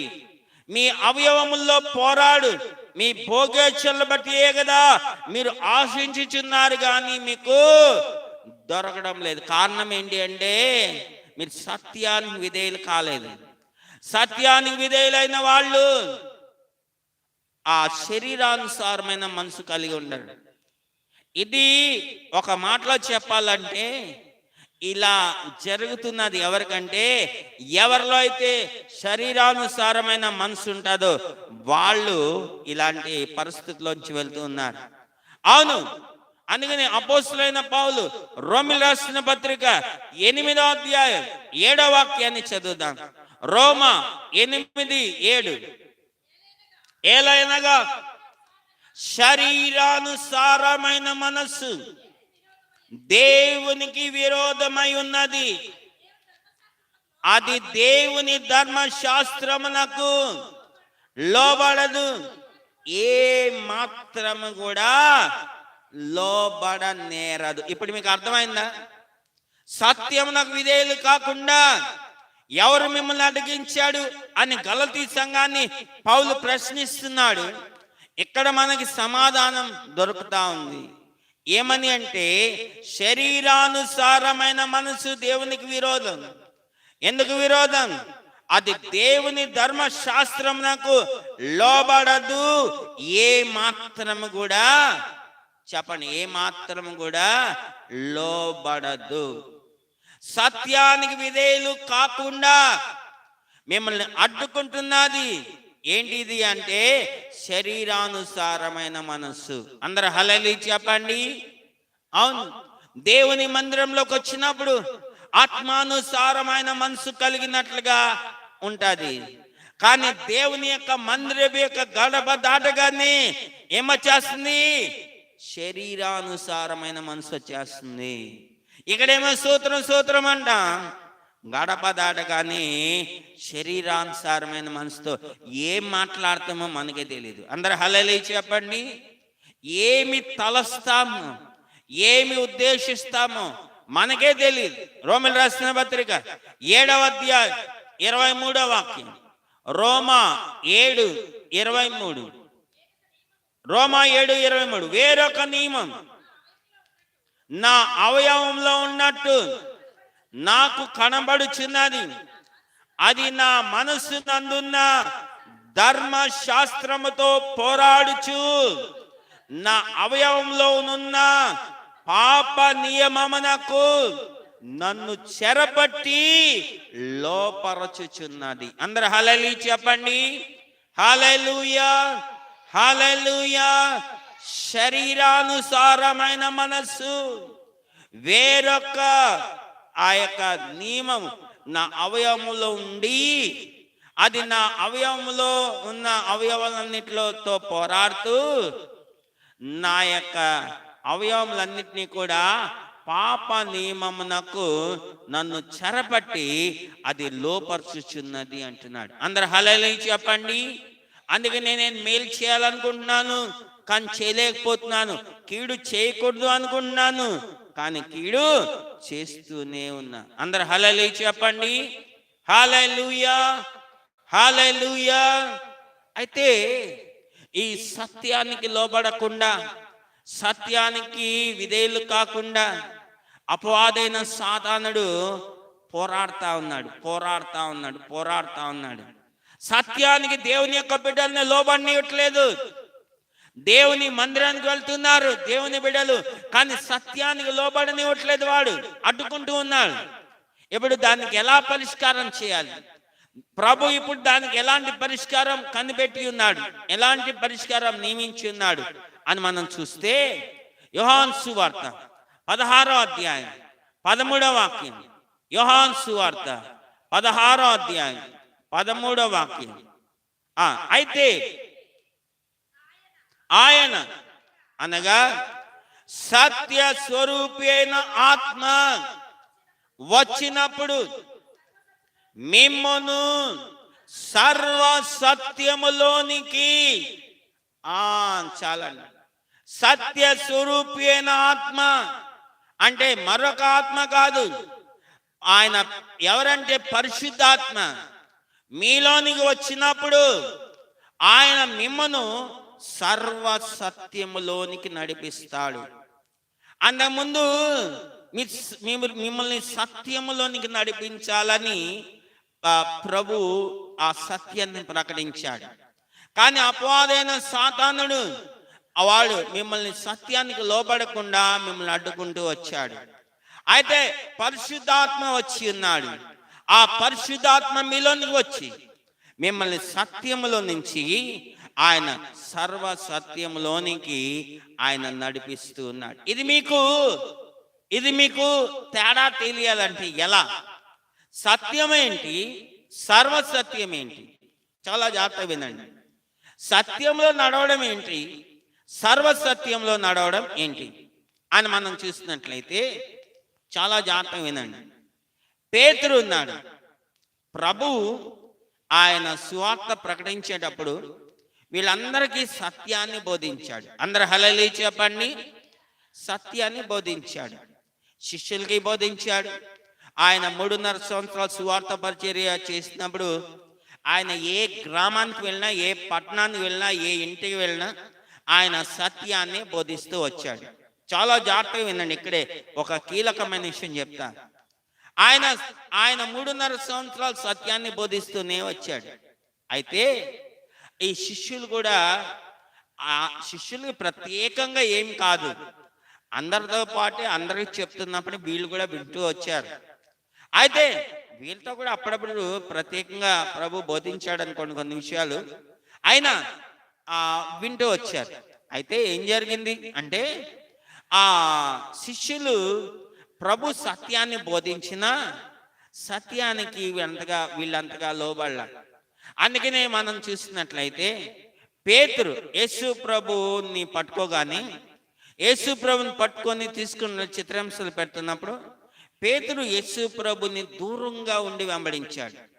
అయితే ఆయన విడిచిపెట్టలేక దూరంగా ఉండి వెంబడిస్తున్నప్పుడు మనకు తెలుసు 3 చోట్ల ఈ పేతురుని గుర్తుపట్టి, అక్కడ ఆ చలిమంట కాసుకుంటున్న దగ్గర పేతురుని గుర్తుపట్టి 3 సార్లు ముగ్గురు అన్నారు, ఇదిగో నువ్వు యేసు ప్రభుతో పాటు ఉన్నవాడు కదా అని అంటే, ఈ పేతురు ఏం చేశాడంటే తన ప్రాణాన్ని రక్షించాలనుకొని కోరుకొని అబద్ధాలు చెప్పడం ప్రారంభించాడు. ముందు అందరు హల్లెలూయా చెప్పండి. అబద్ధాలు చెప్తున్నాడు. నాకు యేసు ప్రభు ఎవరో తెలీదు, నాకు యేసు ప్రభు ఎవరో తెలీదు అని ముందు అబద్ధాలు చెప్పడం ప్రారంభించాడు. తర్వాత రెండోసారి మళ్ళీ ఇంకో చోట నువ్వు యేసు ప్రభుతో ఉన్నవాడివే. చూడండి, వాళ్ళంతా కూడా పట్టపగలు కాదు, అది చీకటిగా ఉంది. కానీ ఆ యొక్క చలిమంట కాసుకుంటున్న వెలుతురులో ఆ పేతురు యొక్క ముఖాన్ని చూసి అంటూ ఉన్నారు. మళ్ళీ అంటున్నారు, ఇదిగో నువ్వు యేసు ప్రభుతో పాటు ఉన్నవాడే అని అన్నప్పుడు పేతురు ఏం చేస్తున్నాడంటే రెండోసారి అబద్ధాలు ఆడటం కాదు. మత్తయి సువార్త 26వ అధ్యాయం 74వ వాక్యం. మత్తయి సువార్త 26వ అధ్యాయం 74వ వాక్యం. అందుకతడు ఆ మనుషుని నేను ఎరుగను అని చెప్పి శపించుకొనుటకును ఒట్టు పెట్టుకొనుటకును మొదలు పెట్టెను. వెంటనే కోడి కూసెను. ఆగండి. ముందు ఆ మనుషుణ్ణి నేను ఎరగను అని అబద్ధాలు చెప్పాడు. ఆ అబద్ధాలు చెప్పినా వాళ్ళు నమ్మట్లా. రెండోసారి ఏం చేస్తున్నాడు, మళ్ళీ వాళ్ళు గుర్తుపట్టి మళ్ళీ ఇదిగో నువ్వు యేసు ప్రభుతో కూడా ఉన్నావాడు అని చెప్పినప్పుడు తన్ను తాను శపించుకుంటున్నాడు అని రాయబడుతుంది. ఏం చేస్తున్నాడండి చెప్పండి? ఏం చేస్తున్నాడు? శపించుకుంటున్నాడు. ఎప్పుడు కూడా గుర్తుపెట్టుకోండి, మనం ఇతరుల్ని శపించకూడదు, మనల్ని మనం కూడా శపించుకోకూడదు. ఎందుకంటే దేవుడు మనల్ని ఆశీర్వదించాడు. దేవుడు మనల్ని ఆశీర్వదించాడు. అవును, కావాలని చూడండి, ఆదాముని అవ్వల్ని చేసినప్పుడు వాళ్ళిద్దరిని కూడా జత చేసి దేవుడు వాళ్ళని ఆశీర్వదించాడని రాయబడుతుంది ఆదికాండంలో. అలాగే ఆ నోవహ కాలంలో జలప్రలయం అయిపోయిన తర్వాత నోవహ ద్వారా ఈ భూమి మీద కొత్త సృష్టిని ప్రభు చేసేటప్పుడు కూడా ఆయన వాళ్ళందరినీ కూడా ఆశీర్వదిస్తున్నాడు అని రాయబడుతుంది. అందరు హల్లెలూయా చెప్పండి. దేవుడు మనల్ని ఆశీర్వదిస్తున్నాడు. మనం ఆశీర్వదించబడిన వాళ్ళని. దేవుడు మనల్ని ఆశీర్వదిస్తే మనం ఎవరిమి? మనం శపించుకోవడానికి మనం శపించుకొని రాదు. ఇతరులు కూడా మనం శపించకూడదు. మనం బిలాము విషయంలో చూస్తాం. ఇశ్రాయేల్ని శపించడానికి వెళ్ళినప్పుడు దేవుని యొక్క దూత బిలాంకి విరోధి అయి బయలుదేరి వచ్చాడు. దూసిన కత్తి చేత పట్టుకొని వచ్చాడు. ఎందుకంటే అది దేవుని చిత్తం కాదు. బిలాము దేవుని ప్రవక్తగా ఉన్నాడు. ఆయన వెళ్ళి ఇతరుల్ని శపించడం అనేది దేవుని చిత్తం కాదు. మనం శపించుకుంటామో దేవుని చిత్తం కాదు. మనం ఇతరులను శపించడం కూడా దేవుని చిత్తం కాదు. రెండోసారి పేతురు ఈ పని చేస్తున్నాడు. ఎందుకు? తన ప్రాణాన్ని రక్షించుకోవాలి అని. మూడోసారి ఏం చేస్తున్నాడు? ఒట్టు పెట్టుకుంటున్నాడు. అందరు హల్లెలూయా చెప్పండి. ఒట్టు పెట్టుకుంటున్నాడు. మనం శపించుకోకూడదు, అలాగే మనం ఒట్టు పెట్టుకోకూడదు. ఓకే, ఇది సత్యాన్ని ప్రభు ప్రకటించినప్పుడు వీళ్ళు సత్యానికి లోబడకుండా, సత్యానికి చెవినివ్వకుండా వీళ్ళలో ఉన్న ఆ స్వభావం అది.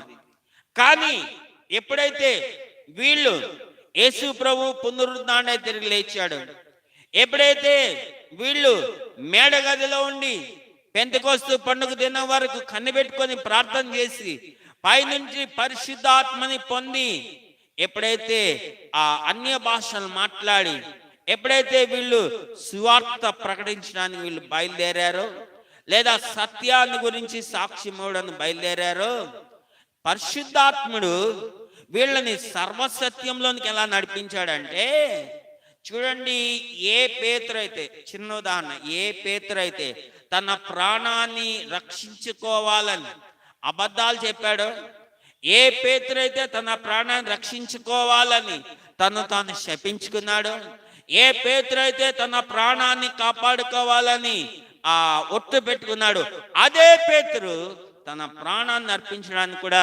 వెనుకంజ వేయకుండా హత సాక్షిగా ప్రభు కొరకు మరణించాడు. అందరు హల్లెలూయా చెప్పండి. హల్లెలూయా, హల్లెలూయా. అది పరిశుద్ధాత్ముడు వచ్చి, చూడండి, ఈ సత్యంలో ఉన్న వాళ్ళని సర్వ సత్యంలోకి నడిపిస్తూ ఉన్నాడు. అవును, ఇప్పుడు సర్వ సత్యంలోకి నడిపించబడిన వాళ్ళై వీళ్ళు ఏం చేస్తున్నారంటే ఇక బయలుదేరి ఆ సత్యాన్ని గురించి బోధించడం ప్రారంభించారు. చదువుదాం మత్తయి సువార్త 24:14. మత్తయి సువార్త 24:14.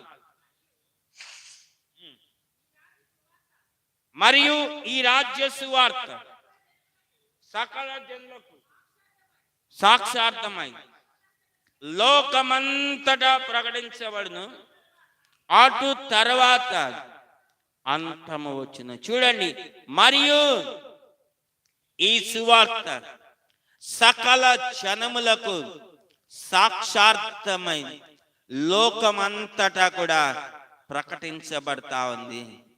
ఏ వార్త? సత్యాన్ని గురించిన వార్త. మరియు ఈ రాజ్య సువార్త సకల జనములకు సాక్షార్థమై లోకమంతటా ప్రకటించబడుతుంది. అవును, ఈ దినమున మీరు చూసినట్లయితే ఈ రాజ్య సువార్త అన్ని రకాలుగా ప్రకటించబడతా ఉంది. ఈ విధంగా యూట్యూబ్ లో, ఫేస్బుక్ లో, ఇన్స్టాగ్రామ్ లో, అలాగే సభల్లో, అలాగే మరి గృహ కూడికల్లో, అలాగే కరపత్రికల ద్వారా, అలాగే సోషల్ మీడియాలో ఉన్న ప్రతి భాగం ద్వారా, ప్రతి అంశం ద్వారా ప్రకటించబడతా ఉంది. సకల జనములకు సాక్షార్థమై సువార్త ప్రకటించబడతా ఉంది. అంత మాత్రమే కాదు, అపోస్తుల కార్యములు 1వ అధ్యాయం 8వ వాక్యం. అపోస్తుల కార్యములు 1వ అధ్యాయం 8వ వాక్యం. అయినను పరిశుద్ధాత్మ మీ మీదకి వచ్చినప్పుడు మీరు శక్తి నొందెదరు గనుక మీరు యెరూషలేములోను యోదయ సమరయ దేశములంతట్లోను బూది గంతముల వరకు నాకు సాక్షులై ఉందరని వారితో చెప్పాను. సత్యాన్ని ప్రకటించాడు ప్రభు మరణించక ముందు. వీళ్ళు సత్యాన్ని గ్రహించలేకపోయారు, సత్యానికి చెవినివ్వలేకపోయారు. యేసు ప్రభువుని పట్టుకొని సిలువే గాని వీళ్ళందరూ కూడా ఒక ఇంట్లో చేరి, గదిలో చేరి, తలుపులు కిటికీలు వేసుకొని భయంతో పిల్లుల్లాగా బిక్కుమంటా ఉన్నారు. కానీ ఎప్పుడైతే సత్యంలో నుండి వీళ్ళు సర్వసత్యంలోకి వెళ్ళారు, ఇక్కడ అంటున్నాడు, పరిశుద్ధాత్మ మీ మీదకి వచ్చినప్పుడు మీరు శక్తి నొందెదరు గనుక మీరు యెరూషలేములోను యోదయ సమరయ దేశములంతటను బూదిగంతముల వరకును నాకు సాక్షులై ఉంటారు. అందరు హల్లెలూయా చెప్పండి. హల్లెలూయా, హల్లెలూయా.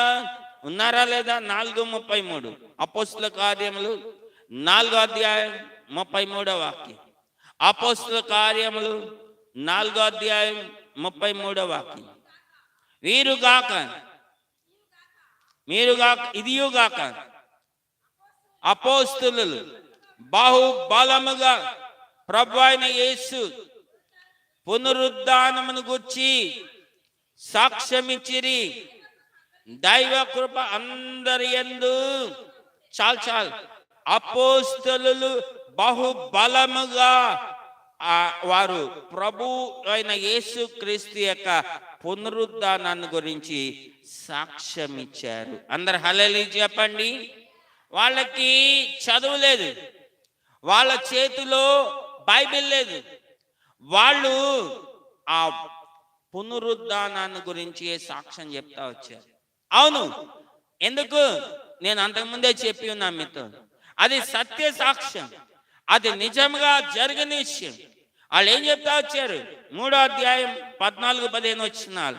అపోస్తుల కార్యములు 3వ అధ్యాయం 14-15 వచనాలు. మీరు పరిశుద్ధుడును నీతిమంతుడైన వానిని నిరాకరించి నరహంతకుడైన మనుషుని మీకు అనుగ్రహించమని అడిగితే మీరు జీవాధిపతిని చంపితిరి గాని దేవుడు ఆయనను మృతులలో నుండి లేపెను, అందుకు మేము సాక్షులము. అందరు హల్లెలూయా చెప్పండి. వాళ్ళు చెప్పిన సత్యాన్ని గురించిన సాక్ష్యం, వాళ్ళు చెప్పిన సత్యం ఏంటంటే, వాళ్ళు ప్రకటించిన సత్యవాక్యం ఏంటంటే, మీరు జీవాధిపతిని చంపారు, అయితే దేవుడు ఆయనను మృతులలో నుండి లేపాడు, ఎందుకు మేము సాక్షులము. చాలండి. అందరు హల్లెలూయా చెప్పండి. చాలు. సత్యాన్ని గురించిన సాక్ష్యం అది. అవును, అందుకని అపోస్తలుడైన పౌలు తిమోతి రాసిన 2వ పత్రిక 2వ అధ్యాయం 15వ వాక్యాన్ని ఈ విధంగా చెప్తున్నాడు. తిమోతి 2వ పత్రిక 2:15.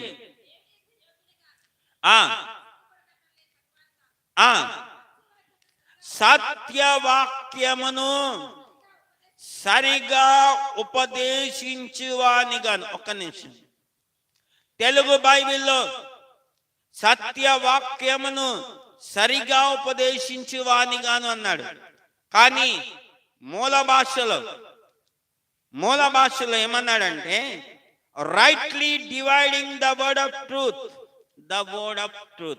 Rightly dividing the word of truth అంటున్నాడు. అంటే సత్యవాక్యమును సరిగా విభజించువానిగాను అని అర్థం. అందరు హల్లెలూయా చెప్పండి. చాలా మందికి సత్యవాక్యాన్ని సరిగా విభజించడం రాదు. ఎందుకు రాదో చెప్తాను వినండి. ఈ వాక్యం అనేది ఏదో 10th క్లాస్, ఇంటర్, డిగ్రీ లేదా ఇంకా చాలానే చదువులు, ఇంజనీరింగ్, మెడికల్ అలాంటి పుస్తకం కాదు ఈ వాక్యం అనేది. అందరు హల్లెలూయా చెప్పండి. ఈ ఈ ఈ పరిశుద్ధ గ్రంథం అనేది ఒక టెక్స్ట్ బుక్ కాదు, ఒక టెక్స్ట్ బుక్ కాదు. టెక్స్ట్ బుక్ అయితే ఈ లోక సంబంధమైన జ్ఞానముతో దాన్ని బోధిస్తారు. కానీ ఈ పరిశుద్ధ గ్రంథం బోధించాలంటే నీకు పరిశుద్ధాత్మని యొక్క ప్రత్యక్షత అవసరం. పరిశుద్ధాత్మ యొక్క ప్రత్యక్షత అవసరం. ఈ రోజుల్లో చాలా మంది ఏం చేస్తున్నారంటే పగలంతా కూడా మాస్టర్గా పనిచేస్తూ ఉన్నారు. రాత్రి అయితే ఈ బైబిల్ పట్టుకొని వాక్యాన్ని బోధించడం ప్రారంభిస్తూ ఉన్నారు. చాలా జాగ్రత్త. ఎవరు పడితే వాళ్ళు, ఎట్లా పడితే అట్లా దీనిని బోధించరాదు. అందరు హల్లెలూయా చెప్పండి. అవునండి. యోహాను సువార్త, యోహాను మొదటి పత్రిక 1వ అధ్యాయం 1వ వాక్యం చదవండి. యోహాను మొదటి పత్రిక 1వ అధ్యాయం 1వ వాక్యం. జీవ వాక్యమును గూర్చినది ఆది నుండి ఏది ఉండెనో, ఏది వింటిమో, కన్నులారా ఏది చూచితమో,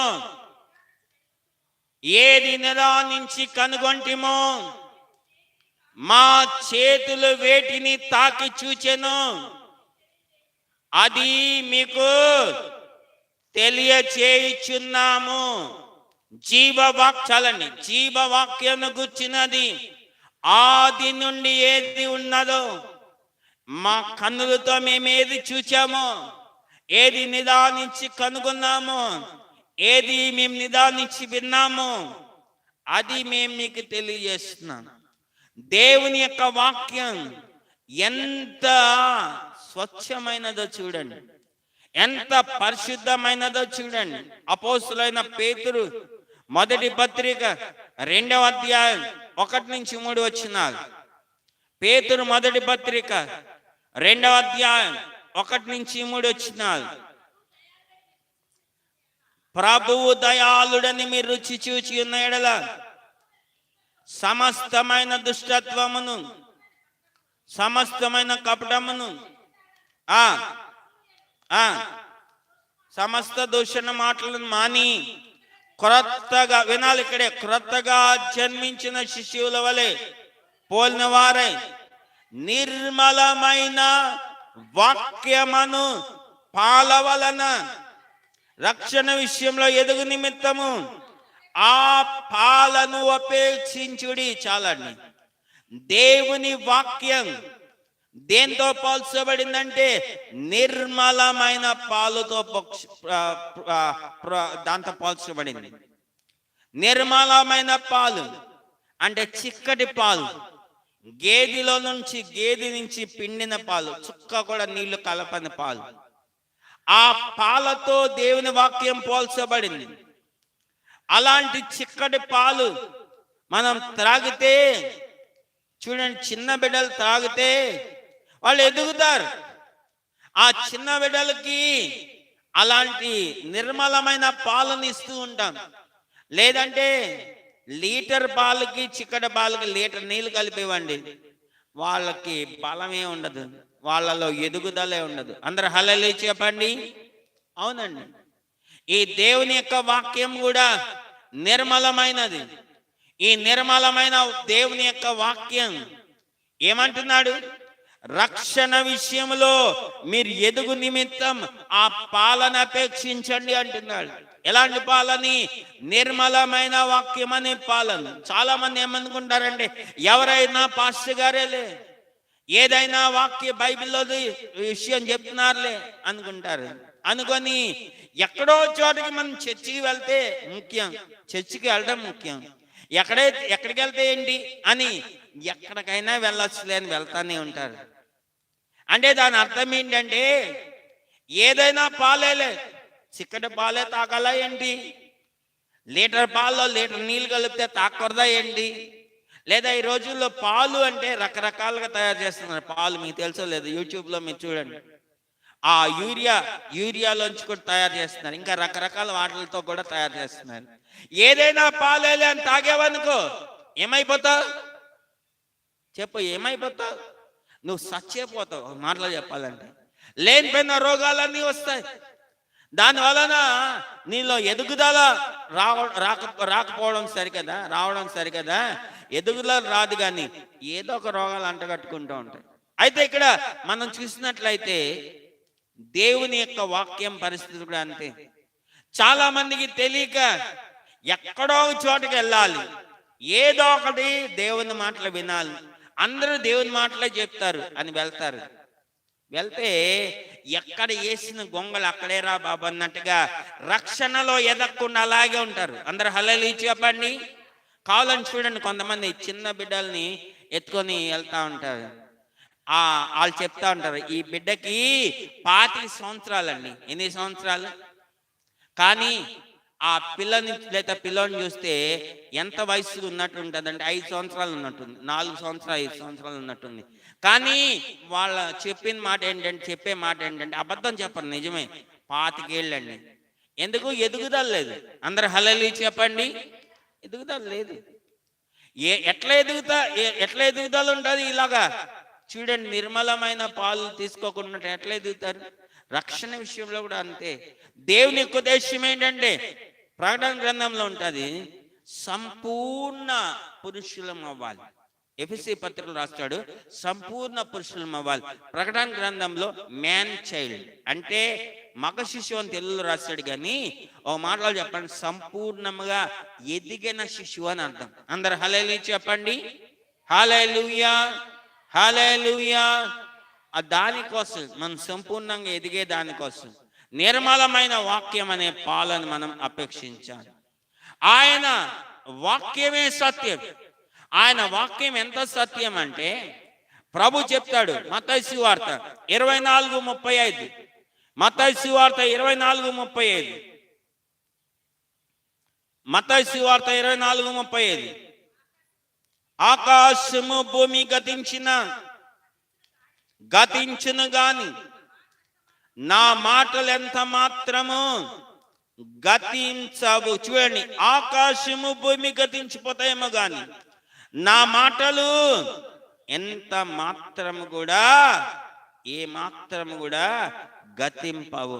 తర్వాత మీరు మత్తయి సువార్తలోనే కాదు, మీరు చదవద్దు కానీ ఇదే మాటలు మార్కు సువార్తలో 13:31 ఉంటుంది, మార్కు సువార్త 13:31 ఉంటుంది, అలాగే లూకా సువార్త 21:33 కూడా ఉంటుంది.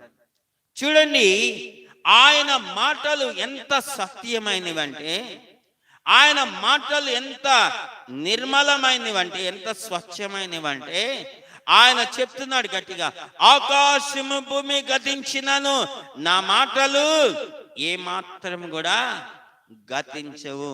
అంత ఖచ్చితమైన మాటలు, అంత నిర్మలమైన మాటలు. కానీ ఈ రోజుల్లో జరుగుతున్నది ఏంటిదంటే, ఆ సత్యమై ఉన్న వాక్యాన్ని, ఆ నిర్మలమైన వాక్యాన్ని చాలా మంది చెరుపుతా ఉన్నారు, కలిపి చెరుపుతా ఉన్నారు.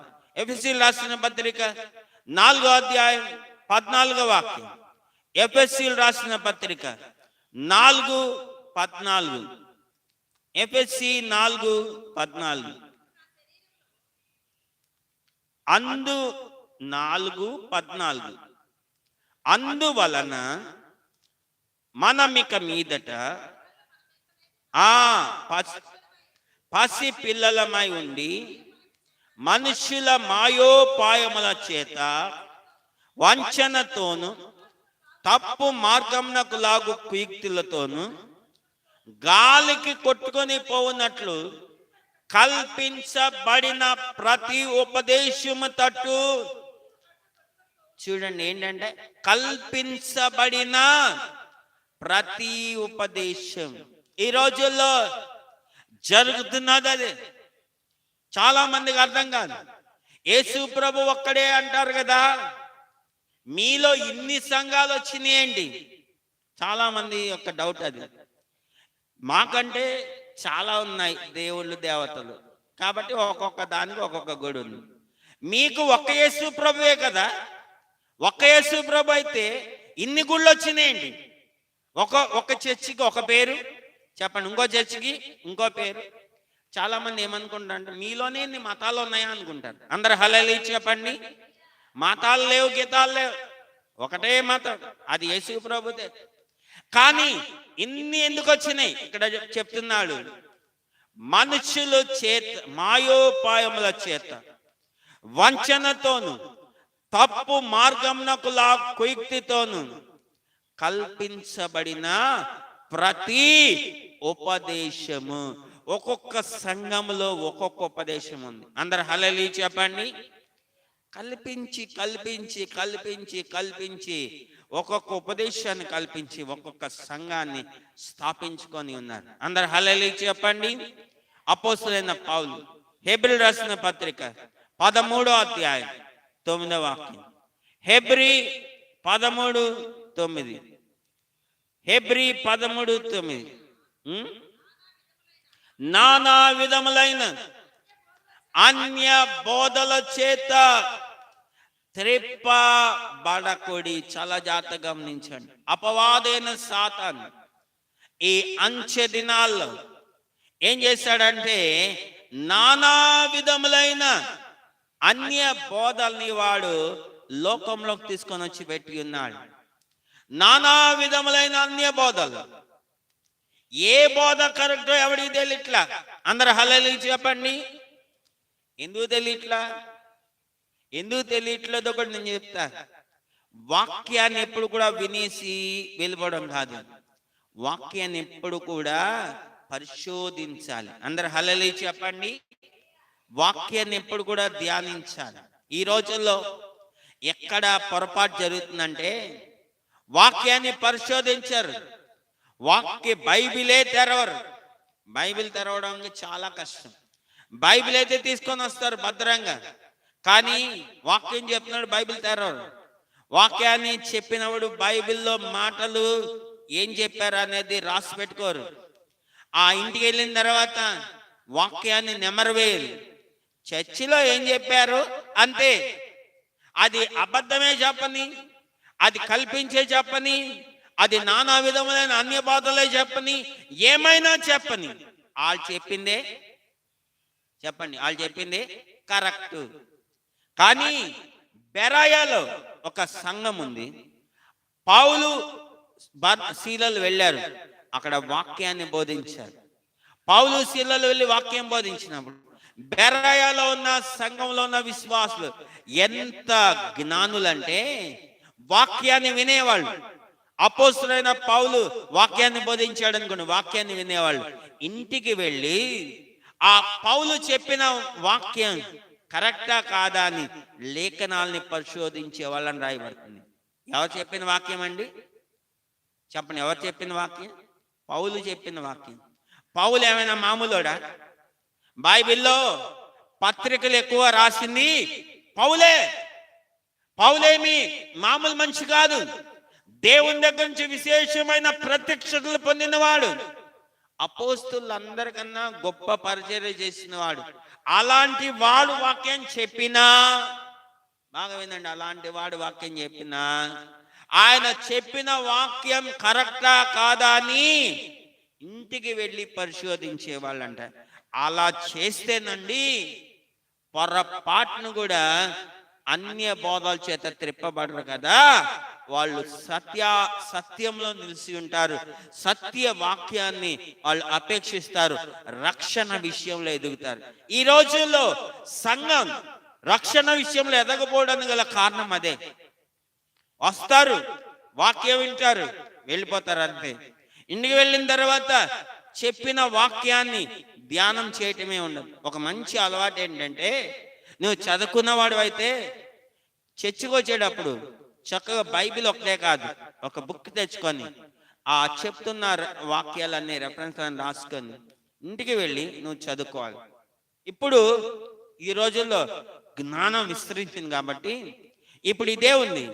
ఇది యూట్యూబ్లో ఇప్పుడు లైవ్ వెళ్తుంది అనుకోండి, తర్వాత రేపు పొద్దుట ఇది యూట్యూబ్లో వచ్చి పడిపోద్ది మెసేజ్. కాబట్టి ఈ యూట్యూబ్లో పడిన మెసేజ్ నువ్వేం చేస్తూ ఉంటుంది, నువ్వు నిజంగా నీకు జ్ఞానం ఉంటే ఆ మెసేజ్ పెట్టుకొని నువ్వు ఎన్నిసార్లైనా వినొచ్చు. దాంట్లో ఒక్కసారే వినాలని రూల్ ఏం లేదు. నువ్వు రోజు మళ్ళీ తిరిగి వచ్చి ఆదివారం వరకు రోజు ఈ యూట్యూబ్లో ఈ మెసేజ్ పెట్టుకొని వినొచ్చు. ఏం చెప్పారు నీకు మతిమరుపు ఉంటే, ఒకవేళ నీకు చదువు లేకపోతే, లేదా ఒకవేళ డైరెక్ట్గా చర్చిలో చెప్పింది నేను నా నోట్తో చెప్పింది నువ్వు వినాలనుకుండేది వినొచ్చు. అందరు హల్లెలూయా చెప్పండి. బైబిల్ దగ్గర పెట్టుకొని వినొచ్చు, ధ్యానించవచ్చు, పరిశోధించవచ్చు. అప్పుడు నువ్వు తప్పిపోవు, సత్యంలోంచి తప్పిపోవు, సత్యాన్ని విధేయత చూపించకుండా ఉండవు. ఇంకో మాట చూద్దాం. కొరింథీ 2వ పత్రిక 2:17. కొరింథీ 2వ పత్రిక 2:17.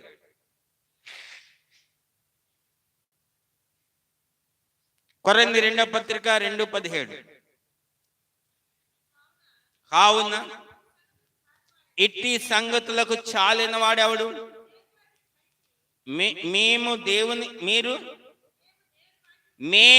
దేవుని వాక్యమును కలిపి చెరిపెడు అనేకుల వలె ఉండక నిష్కాపట్యం గల వారమును దేవుని చేత నియమించబడిన వారమునై క్రీస్తు వలె ఎదుగుటకు. చాలండి, అందరు హల్లెలూయా చెప్పండి. ఏమంటున్నాడు? మేము దేవుని వాక్యమును కలిపి చెరిపెడు అనేకుల వలె ఉండక అంటున్నాడు. ఇప్పుడు ఒక సత్యాన్ని చెప్తాను, చాలా జాగ్రత్తగా గమనించండి, మొహమాటం లేకుండా చెప్తాను. అదేంటంటే, దేవుని వాక్యాన్ని కలిపి చెరపవలసిన అవసరం ఏమొచ్చింది? ఎందుకని నానా విధములైన అన్య బోధలు తయారయ్యాయి? ఎందుకని ఉపదేశాలు కల్పించబడవలసి వచ్చింది అంటే, అసలు సీక్రెట్ మీకు చెప్తా ఉన్నాను. అదేంటిదంటే, ఉన్న సత్యం ఉన్నట్టుగా బోధిస్తే ప్రజలు సత్యానికి చెవినివ్వట్ల. ప్రజలంతా ఎట్లా తయారైపోయారంటే కల్పనా కథల వైపు తిరిగేటట్టుగా అయిపోయారు. సత్యానికి చెవినివ్వక తమ స్వకీయ దురాశలకు అనుకూలంగా బోధించాలని కోరుకునేటట్లుగా అయిపోయారు. అందుకనే ఈరోజు ఏం జరిగిందంటే, ఈరోజు ఏం జరుగుతుందంటే, ఈ వాక్యం లేదా ఈ సత్యం కల్పించేసి రకరకాలుగా ఆ ఉపదేశాలు సృష్టించారు. కల్పన ఆ యొక్క నానా విధాలైన అన్య బోధలు సృష్టించారు. వాక్యాన్ని కలిపి చెరుపుతూ ఉన్నారు. ఒక మాటలో చెప్పాలంటే, దేవుని ఆరాధన అనేది లేదా దేవుని వాక్య పరిచర్య అనేది ఏదో హరికథ బుర్రకథ కాలక్షేపంలా మార్చేశారు. అందరు హల్లెలూయా చెప్పండి. హల్లెలూయా. ప్రజలు సత్యములో నడవాలి, ప్రజలు సత్యానికి చెవినివ్వాలి, ప్రజలు సర్వ సత్యంలోనికి రావాలి అన్న ఉద్దేశంతో లేదు. అసలు దేవుడు తన యొక్క సేవకుల మీద పెట్టిన భారం ఏంటంటే, పౌలు అంటాడు, ప్రతి మనిషిని సంపూర్ణునిగా చేయాలి. అందరు హల్లెలూయా చెప్పండి. సంపూర్ణంగా చేసి ఆయన ఎదుట నిలబెట్టాలి. ఇది దేవుడు ప్రతి సేవకునికి అప్పగించిన గురుతరమైన బాధ్యత. దీనిని నిర్వహించకుండా చాలా మంది ఏం చేస్తున్నారంటే, ఈ సేవ లేదా ఈ వాక్య పరిచర్య పొట్టకూటికి చేసినట్టుగా చేస్తా ఉన్నారు. ఏ కోటి చెప్పండి? పొట్టకూటికి చేసినట్టుగా చేస్తూ ఉన్నారు. అందుకనే ఇప్పుడు నన్ను మీటింగ్ పిలిచారు అనుకోండి, నన్ను మాటికి వాళ్ళు పిలుస్తూ ఉండాలంటే నా వాక్యం వాళ్ళకి నచ్చాలి. నా వాక్యం వాళ్ళకి నచ్చాలంటే చెప్పండి, కన్వీనర్ని పొగడాలి, చెప్పాలా, సంఘాన్ని పొగడాలి, వచ్చిన ప్రజల్ని పొగడాలి, అందరినీ ఆశీర్వదించాలి, అందరినీ గొప్పవాళ్ళుగా చేసేయాలి, మొలక చెట్టెక్కించేసేయాలి. అంతే. అది నిజమా అబద్ధమా, వాక్యానుసారమైనగా జీవిస్తున్నారా లేదా చూడద్దు. కాబట్టి ఈ విధంగా వాక్యాన్ని కల్పించి, వాక్యాన్ని చెరిపి, నానా విధాలైన వాక్యాన్ని, సత్యాన్ని తారుమారు చేసేస్తున్నారు. అందరు హల్లెలూయా చెప్పండి. అయితే ఏది ఏమైనా ఆఖరికి సత్యమేవ జయతే, సత్యమే జయిస్తా ఉంది. దీంట్లో మనం ఫస్ట్ పాయింట్ ఏం చూసి ఉన్నామంటే, ప్రభువైన యేసుక్రీస్తు ఆయన మరణించి తిరిగి లేచిన తర్వాత అపోస్తుల ద్వారా ఈ భూదిగంతముల వరకు సత్యం అనేది ప్రకటించబడతా వస్తా ఉంది. అందరు హల్లెలూయా చెప్పండి. ఫస్ట్ సత్యము ప్రకటించబడాలి. 2 యోహాను మొదటి పత్రిక 1వ అధ్యాయం 6వ వాక్యం. యోహాను మొదటి పత్రిక 1వ అధ్యాయం 6వ వాక్యం. ఆయనతో కూడా సహవాసం గలవారమని చెప్పుకొని చీకటిలో నడిచిన ఎడల మనం అబద్ధమాడుచు సత్యమును జరిగింపక ఉందము. అంటే ఒక మాటలో చెప్పాలంటే, సత్యములో మనం నడవకుండా ఉంటాం. మనం సత్యములో నడవకుండా ఉంటాం. ఆయనతో కూడా సహవాసం గలవారం చెప్పుకుంటూ మనం చీకట్లోగా నడిస్తే, మనం అబద్ధాలు ఆడుకుంటూ మనం సత్యములో నడవకుండా ఉంటాం. సత్యాన్ని ప్రకటించడమే కాదు, మనం సత్యంలో నడవవలసిన వాళ్ళమై ఉన్నాం. అందరు హల్లెలూయా చెప్పండి. ఇక 3వ పాయింట్, యోహాను 3వ పత్రిక 1వ అధ్యాయం, అంటే ఉన్నదే ఒక అధ్యాయం 8వ వాక్యం.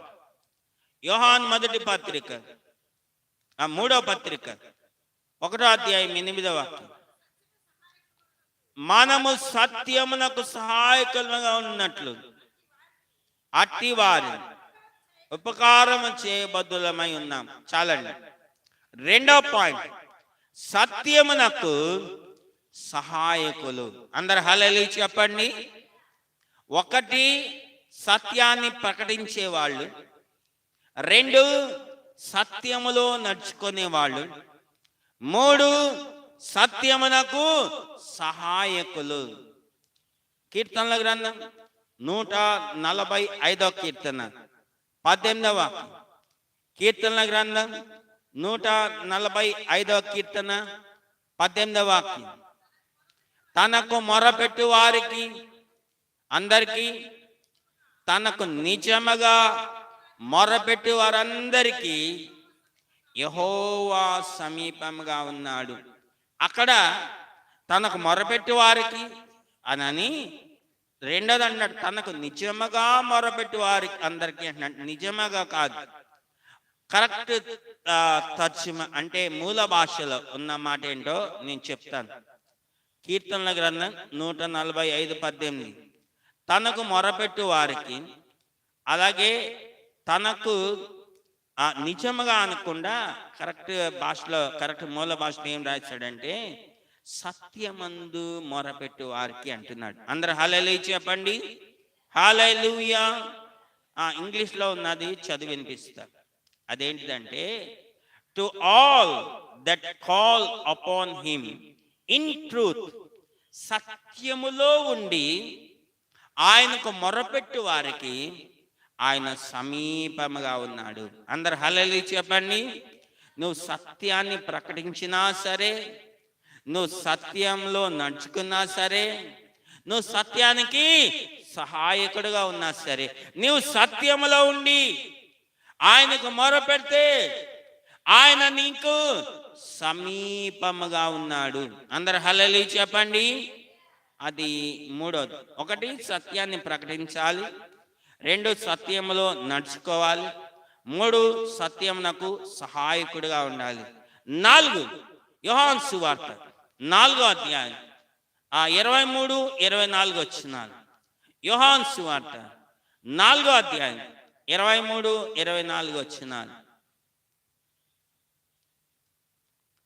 ఇవన్నీ కూడా నేను మామూలుగా చదివిస్తున్నాను, కానీ తర్వాత నేను వివరిస్తా.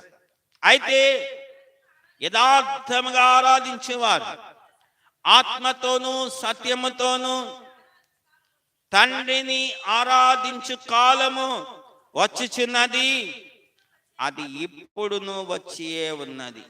తన్ను ఆరాధించువారు అట్టివారు కావాలని తండ్రి కోరుచున్నాడు. చాలండి. ఆ దేవుడు ఆత్మ గనుక ఆయన ఆరాధించువారు ఆత్మతోను సత్యముతోను చాలండి. ఇక్కడ మనం చూసినట్లయితే 4వ పాయింట్, దేవునిని ఆరాధించే యథార్థమైన ఆరాధన ఏంటిదంటే ఆత్మతోను సత్యముతోను. అందరు చెప్పండి, ఆత్మతోను సత్యముతోను. ఇంగ్లీష్లో worshipping the lord in spirit and in truth అంటాడు. ఇన్ స్పిరిట్ ఆత్మతోను, అండ్ ఇన్ ట్రూత్ సత్యముతోను మనం ప్రభువుని ఆరాధించే ఆరాధన అట్టిది కావాలి. ప్రభు ఈ లోకంలో ఉన్నప్పుడే కొంతమంది ఆరాధిస్తున్నారంట. ఆరాధిస్తున్నప్పుడు ప్రభు వాళ్ళని చూపించి చెప్తున్నాడు. మత్తయి సువార్త 15వ అధ్యాయం 7 నుంచి 9 వచనాలు. మత్తయి సువార్త 15వ అధ్యాయం 7 నుంచి 9 వచనాలు. వేషధారులారా, ఈ ప్రజలు తమ పెదవులతో నన్ను గణపరచుదురు గాని వారి హృదయము నాకు దూరముగా ఉన్నది. చాలండి. పెదవులతో నన్ను గణపరచుదురు గాని వారి హృదయము నాకు చాలా. దేవునిని ఆరాధించేటప్పుడు చాలా జాగ్రత్తగా గమనించండి. దేవునిని ఆరాధించేటప్పుడు మనం పెదవులతో కాదు, హల్లెలూయా చెప్పండి అంటే హల్లెలూయా చెప్తారు కదా. చెప్పండి, హల్లెలూయా చెప్పండి అంటే హల్లెలూయా చెప్తారు. అది పెదవులతో ఆరాధించే ఆరాధన. ఆత్మతోనూ సత్యముతోనూ ఆరాధించే వాళ్ళు, హృదయములో నుండి వచ్చే ఆరాధన. నేను చెప్తే చెప్పేది కాదండి. అందరు హల్లెలూయా చెప్పండి. నేను చెప్పినా చెప్పకపోయినా మీ నోళ్ళలో ఎప్పుడు కూడా హల్లెలూయా స్తోత్రం అనేది ఉంటూనే ఉంటది. ఏమండి, నేను మీకు మాట్లాడుతాను. ఇక్కడ వాక్యం చెప్పేవాడు హల్లెలూయా చెప్పండి అని చెప్తున్నారు కదా. పరలోకంలో కూడా దేవుడు ఎప్పుడు కూడా దేవదూతలు హల్లెలూయా చెప్పండి అంటాడా? చెప్పండి అంటున్నాడా? యెషయా భక్తుడు దర్శనం చూశాడు. ఆ దర్శనంలో ప్రభు కూడా ఇక్కడ నేను అన్నట్టుగా హల్లెలూయా చెప్పండి అంటున్నాడా? అరే బాబా, 24 గంటలు దేవదూతలు గాన ప్రతిగానాలు చేస్తా ఉన్నారంట. యెహోవా పరిశుద్ధుడు, పరిశుద్ధుడు, పరిశుద్ధుడు, సర్వోన్నతమైన స్థలములలో దేవునికి మహిమ అని వాళ్ళు ఏం చేస్తున్నారండి? చెప్పండి. పెదవులతో కాదు, హృదయములో నుండి ఆ ఆరాధన వస్తా ఉంది. అందరు హల్లెలూయా చెప్పండి. హల్లెలూయా, హల్లెలూయా, హల్లెలూయా. నేను ఇజ్రాయెల్ దేశం వెళ్ళినప్పుడు యూదుల సమాజ మందిరానికి వెళ్ళిన. ఆ యూదుల సమాజ మందిరంలో వాళ్ళు యూదులు ఏం చేస్తారంటే ఒక అది ఏమంటారు, ఒక షాల్ లాంటిది, అది అలా ఇలా కప్పుకుంటారు, తల మీద అట్లా కప్పుకుంటారు. కప్పుకొని ధర్మశాస్త్రాన్ని చదువుతూ ఉన్నప్పుడు ఆ ధర్మశాస్త్రాన్ని వాళ్ళ నోటితో వాళ్ళు చెప్తా వాళ్ళు గమ్మున ఉండరు. వాళ్ళు గమ్మున అలా నోరు మూసుకొని ఉంటారు. వాళ్ళు తల నుంచి కాలు వరకు వాళ్ళు ఇలా కదులుతానే ఉంటారు. అందరు హల్లెలూయా చెప్పండి. హల్లెలూయా. ఎందుకు ఇలా పూనకం వచ్చినట్టుగా ఇలాగా ఇలా అంటా ఉన్నారు అని అనుకున్నాను. అక్కడ మా గైడ్ని అడిగితే మా గైడ్ ఏం చెప్తున్నాడంటే, వాళ్ళు మొత్తం లోపల హృదయం బయట శరీరం అంతా కూడా సజీవ యాగంగా దేవునికి సమర్పించుకునేటట్లుగా వాళ్ళు ఆ విధంగా దేవుని ఆరాధిస్తూ ఉన్నారు. అందరు హల్లెలూయా చెప్పండి. పాటలు పాడుతున్నప్పుడు వేరు, పాటలు పాడినప్పుడు అది వేరు. అక్కడ ధర్మశాస్త్రంలో ఉన్న మాటలు చెప్తా ఉంటారు. ఆ ధర్మశాస్త్రంలో ఉన్న వాక్యాలను చదువుతా ఉంటారు. వీళ్ళు కూడా తిరిగి చెప్తా ఉంటారు. చెప్తా ఉన్నప్పుడు వాళ్ళు ఆరాధన ఏంటిదంటే చూడండి వాక్యంలో మన ప్రభు ఇచ్చిన ఆజ్ఞలో ఉంది కదా, పూర్ణ హృదయముతోను పూర్ణ ఆత్మతోను, పూర్ణ మనస్సుతోను, చెప్పండి, పూర్ణ బలముతోను నీ దేవుడిని యెహోవాని నువ్వు ప్రేమించాలి, నీ దేవుడిని యెహోవాని నువ్వు సేవించాలి అని రాయబడి ఉంది. అది వాళ్ళ జీవితంలో వాళ్ళు అనుభవించుకుంటూ ఉన్నారు. ఆరాధన అంటే శరీరం అంతా కూడా నడి నెత్తి మొదలుకొని అరికాలు వరకు వాళ్ళు ఆ యొక్క ఆరాధనలో నిమగ్నం చేయాలని వాళ్ళు ఆ విధంగా అలాగా నిలబడి అలా అంటా ఉంటారు. అందరు హల్లెలూయా చెప్పండి. హల్లెలూయా, హల్లెలూయా, హల్లెలూయా. నాకు ఏమనిపిస్తుంది అంటే అది చూడగానే మన మహమ్మదీయులు అంటే సాయిబులు వాళ్ళు నమాజ్ చేసేటప్పుడు వాళ్ళు నిలబడతారు, వాళ్ళు కూర్చుంటారు, వాళ్ళు మోకరిస్తారు, ఇలా మళ్ళీ లెగుస్తూ ఉంటారు. వాళ్ళు చేతులు ఇట్లా ముడుచుకొని చేతులు ఇట్లా ఎత్తుకొని రకరకాలుగా వాళ్ళు చేస్తూ ఉంటారు నమాజ్. అదే గుర్తొస్తా ఉంది. అందరు హల్లెలూయా చెప్పండి. హల్లెలూయా, హల్లెలూయా. చూడండి, యథార్థంగా దేవుని ఆరాధించేవాళ్ళు, ఆయనని ఆత్మతో సత్యముతో ఆరాధించేవాళ్ళు ఆ విధంగా ఆయన ఆరాధిస్తూ ఉన్నారు. ఆఖరి మాట నేను చెప్పి ముగిస్తా. వచ్చే వారం మనం ధ్యానించే అంశం కూడా చెప్తున్నా. నేను 2వ పాయింట్, 3వ పాయింట్, 4వ పాయింట్ చెప్పాను. 2వ పాయింట్ ఏంటి? సత్యములో మనం నడుచుకోవాలి. 3వ పాయింట్ ఏంటి? సత్యానికి మనం సహాయకులుగా ఉండాలి. 4వ పాయింట్ ఏంటి? ఆయన ఆరాధించే వాళ్ళు ఆత్మతో సత్యంతో ఆరాధించాలి.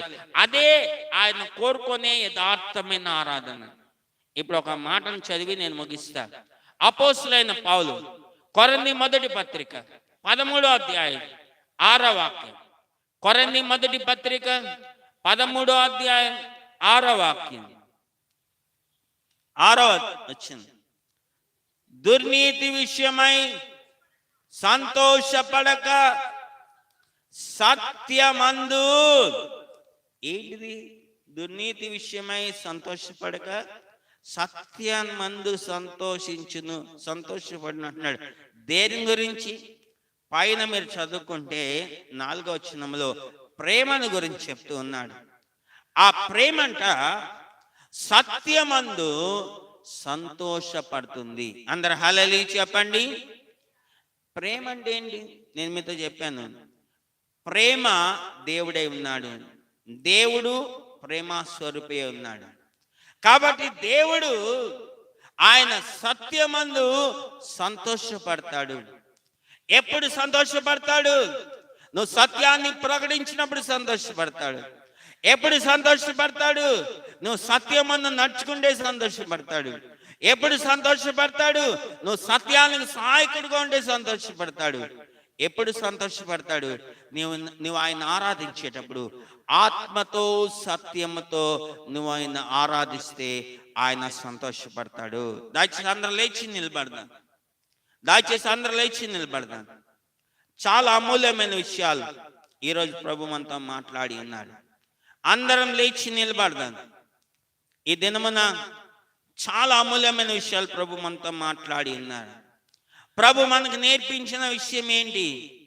సత్యం అనగా ఏమిటి అని చెప్పినప్పుడు నీ వాక్యమే సత్యం. అవును, దేవుని వాక్యమే సత్యం. ఈ దినమున ఆ సత్యమై ఉన్న దేవుని యొక్క వాక్యం ఏంటో, అది ఏ విధంగా సత్యమై ఉందో చాలా విషయాలు మనం నేర్చుకొని ఉన్నాం. ఆ సత్యములో ఉన్న వాళ్ళని దేవుని యొక్క ఆత్మ వచ్చి సర్వ సత్యంలో నడిపిస్తూ ఉన్నాడు. ఆ సత్యానికి లోబడకుండా అపవాదైన సాతాను అడ్డుకుంటున్నాడు.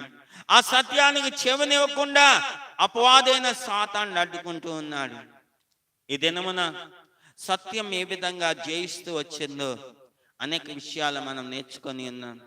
సత్యాన్ని రకరకాలుగా కల్పించడం లేదా నానా విధములైన అన్య బోధలుగా మార్చడం, కల్పించబడిన ఉపదేశములుగా మార్చడం అనేక మంది చేసి ఉన్నారు. ఈ దినమున ప్రభు మనతో మాట్లాడిన మాటలు అదేంటిదంటే అది నిర్మలమైన వాక్యం అనే పాలు, సత్యం అనేది నిర్మలమైన పాలతో సమానం. రక్షణ విషయంలో నువ్వు ఎదగాలంటే ఆ సత్యాన్ని నువ్వు గ్రహించాలి, ఆ సత్యాన్ని నువ్వు స్వీకరించాలి, ఆ సత్యాన్ని నీవు నీలోనికి రానివ్వాలి. నీవు సత్యాన్ని సత్యంగా నువ్వు తీసుకోవాలి. కల్పనా కథల వైపు నువ్వు తిరగకూడదు. సత్యాన్ని నువ్వు చెవినివ్వాలి. అదే నీకు ఆరోగ్యకరమైన బోధ. ఈ దినమున నీ స్వకీయ దురాశలకు అనుకూలమైన బోధల వైపు పరిగెత్తుతున్నావు, జాగ్రత్త. ఇది నా మాటలు కాదు, వాక్యములో ఉన్న మాట నీకు చెప్తున్నా. జనులు హితబోధం సహించక దురద చెవులు గలవారై ఉండి సత్యమునకు చెవినివ్వక కల్పనా కథల వైపు తిరుగు కాలం వచ్చును. తమ స్వకీయ దురాశలకు అనుకూలమైన బోధకులను తమ కొరకు పొగ్గు చేసుకుంటారు. జాగ్రత్త అంటున్నాడు పౌలు తిమోతితో. అవును, ఈ రోజుల్లో అదే జరుగుతా ఉంది. సత్యానికి చెవినివ్వట్లేదు, సత్యానికి లోబడాలి అని ఆశ కలిగి ఉండట్లేదు, సత్యంలో నడవాలని ఆశ కలిగి ఉండట్లేదు, సత్యానికి నేను సహాయకులుగా ఉండాలని ఆశ కలగట్లేదు. నేను సత్యముతో దేవుని ఆరాధించాలి, ఆత్మతో సత్యముతో యథార్థమైన ఆరాధన నేను ఆరాధించాలని ఏమాత్రం ఆశపడట్లేదు. ఈ వాక్యాన్ని వింటున్న నా ప్రేమైన సహోదర సహోదరి, అందుకనే నీకు సత్యం అనగా ఏంటో నీకు తెలియట్లేదు. నీకు సత్యం అంటే ఏంటో తెలియట్లేదు కాబట్టి, నీకు తెలియలేదు కాబట్టి ఇలాగే జీవిస్తూ ఉన్నా. దేంట్లో కూడా సత్యం లేదు. సత్యాన్ని గ్రహించట్లేదు, సత్యానికి లోబడట్లేదు, సత్యానికి సహాయకుడిగా ఉండట్లేదు, సత్యంలో నడవటం లేదు, ఆయనని ఆత్మతో సత్యంతో ఆరాధించడం లేదు. ఈ దినమున లాభమేంటి? నువ్వు దేవుని నమ్ముకొని లాభమేంటి? సత్యములో నువ్వు జీవించినంత కాలం నువ్వు దేవుని నమ్ముకొని లాభం లేదు. నువ్వు దేవుని నమ్ముకొని లాభం లేదు. దేవుని నమ్ముకోవడం అంటే ఏదో షో కాదండి, ఏదో షో కాదు. అందరు కూడా కళ్ళు మూసుకొని చెప్తాం, దేవా నేను నిన్ను నమ్ముకున్నానండి, నేను సత్యంలో జీవించాలి, నేను సర్వ సత్యంలోనికి నేను రావాలి, సర్వ సత్యంలోకి రావాలి అంటే నేను పరిశుద్ధాత్మను పొందుతాను అని అందరు కూడా మనం దేవుని చేతిలో సమర్పించుకున్నాం. పౌలు, అవును పేతురు ఆ సత్యంలో ఉన్నంత వరకు తన ప్రాణాన్ని రక్షించుకోవాలని ప్రయత్నించి ఉన్నాడు. కానీ సర్వ సత్యంలోకి ఎప్పుడు వచ్చాడు, తన ప్రాణాన్ని సైతం ప్రభు కొరకు ఆయన అర్పించడానికి కూడా వెనుకంజ వేయలేదు.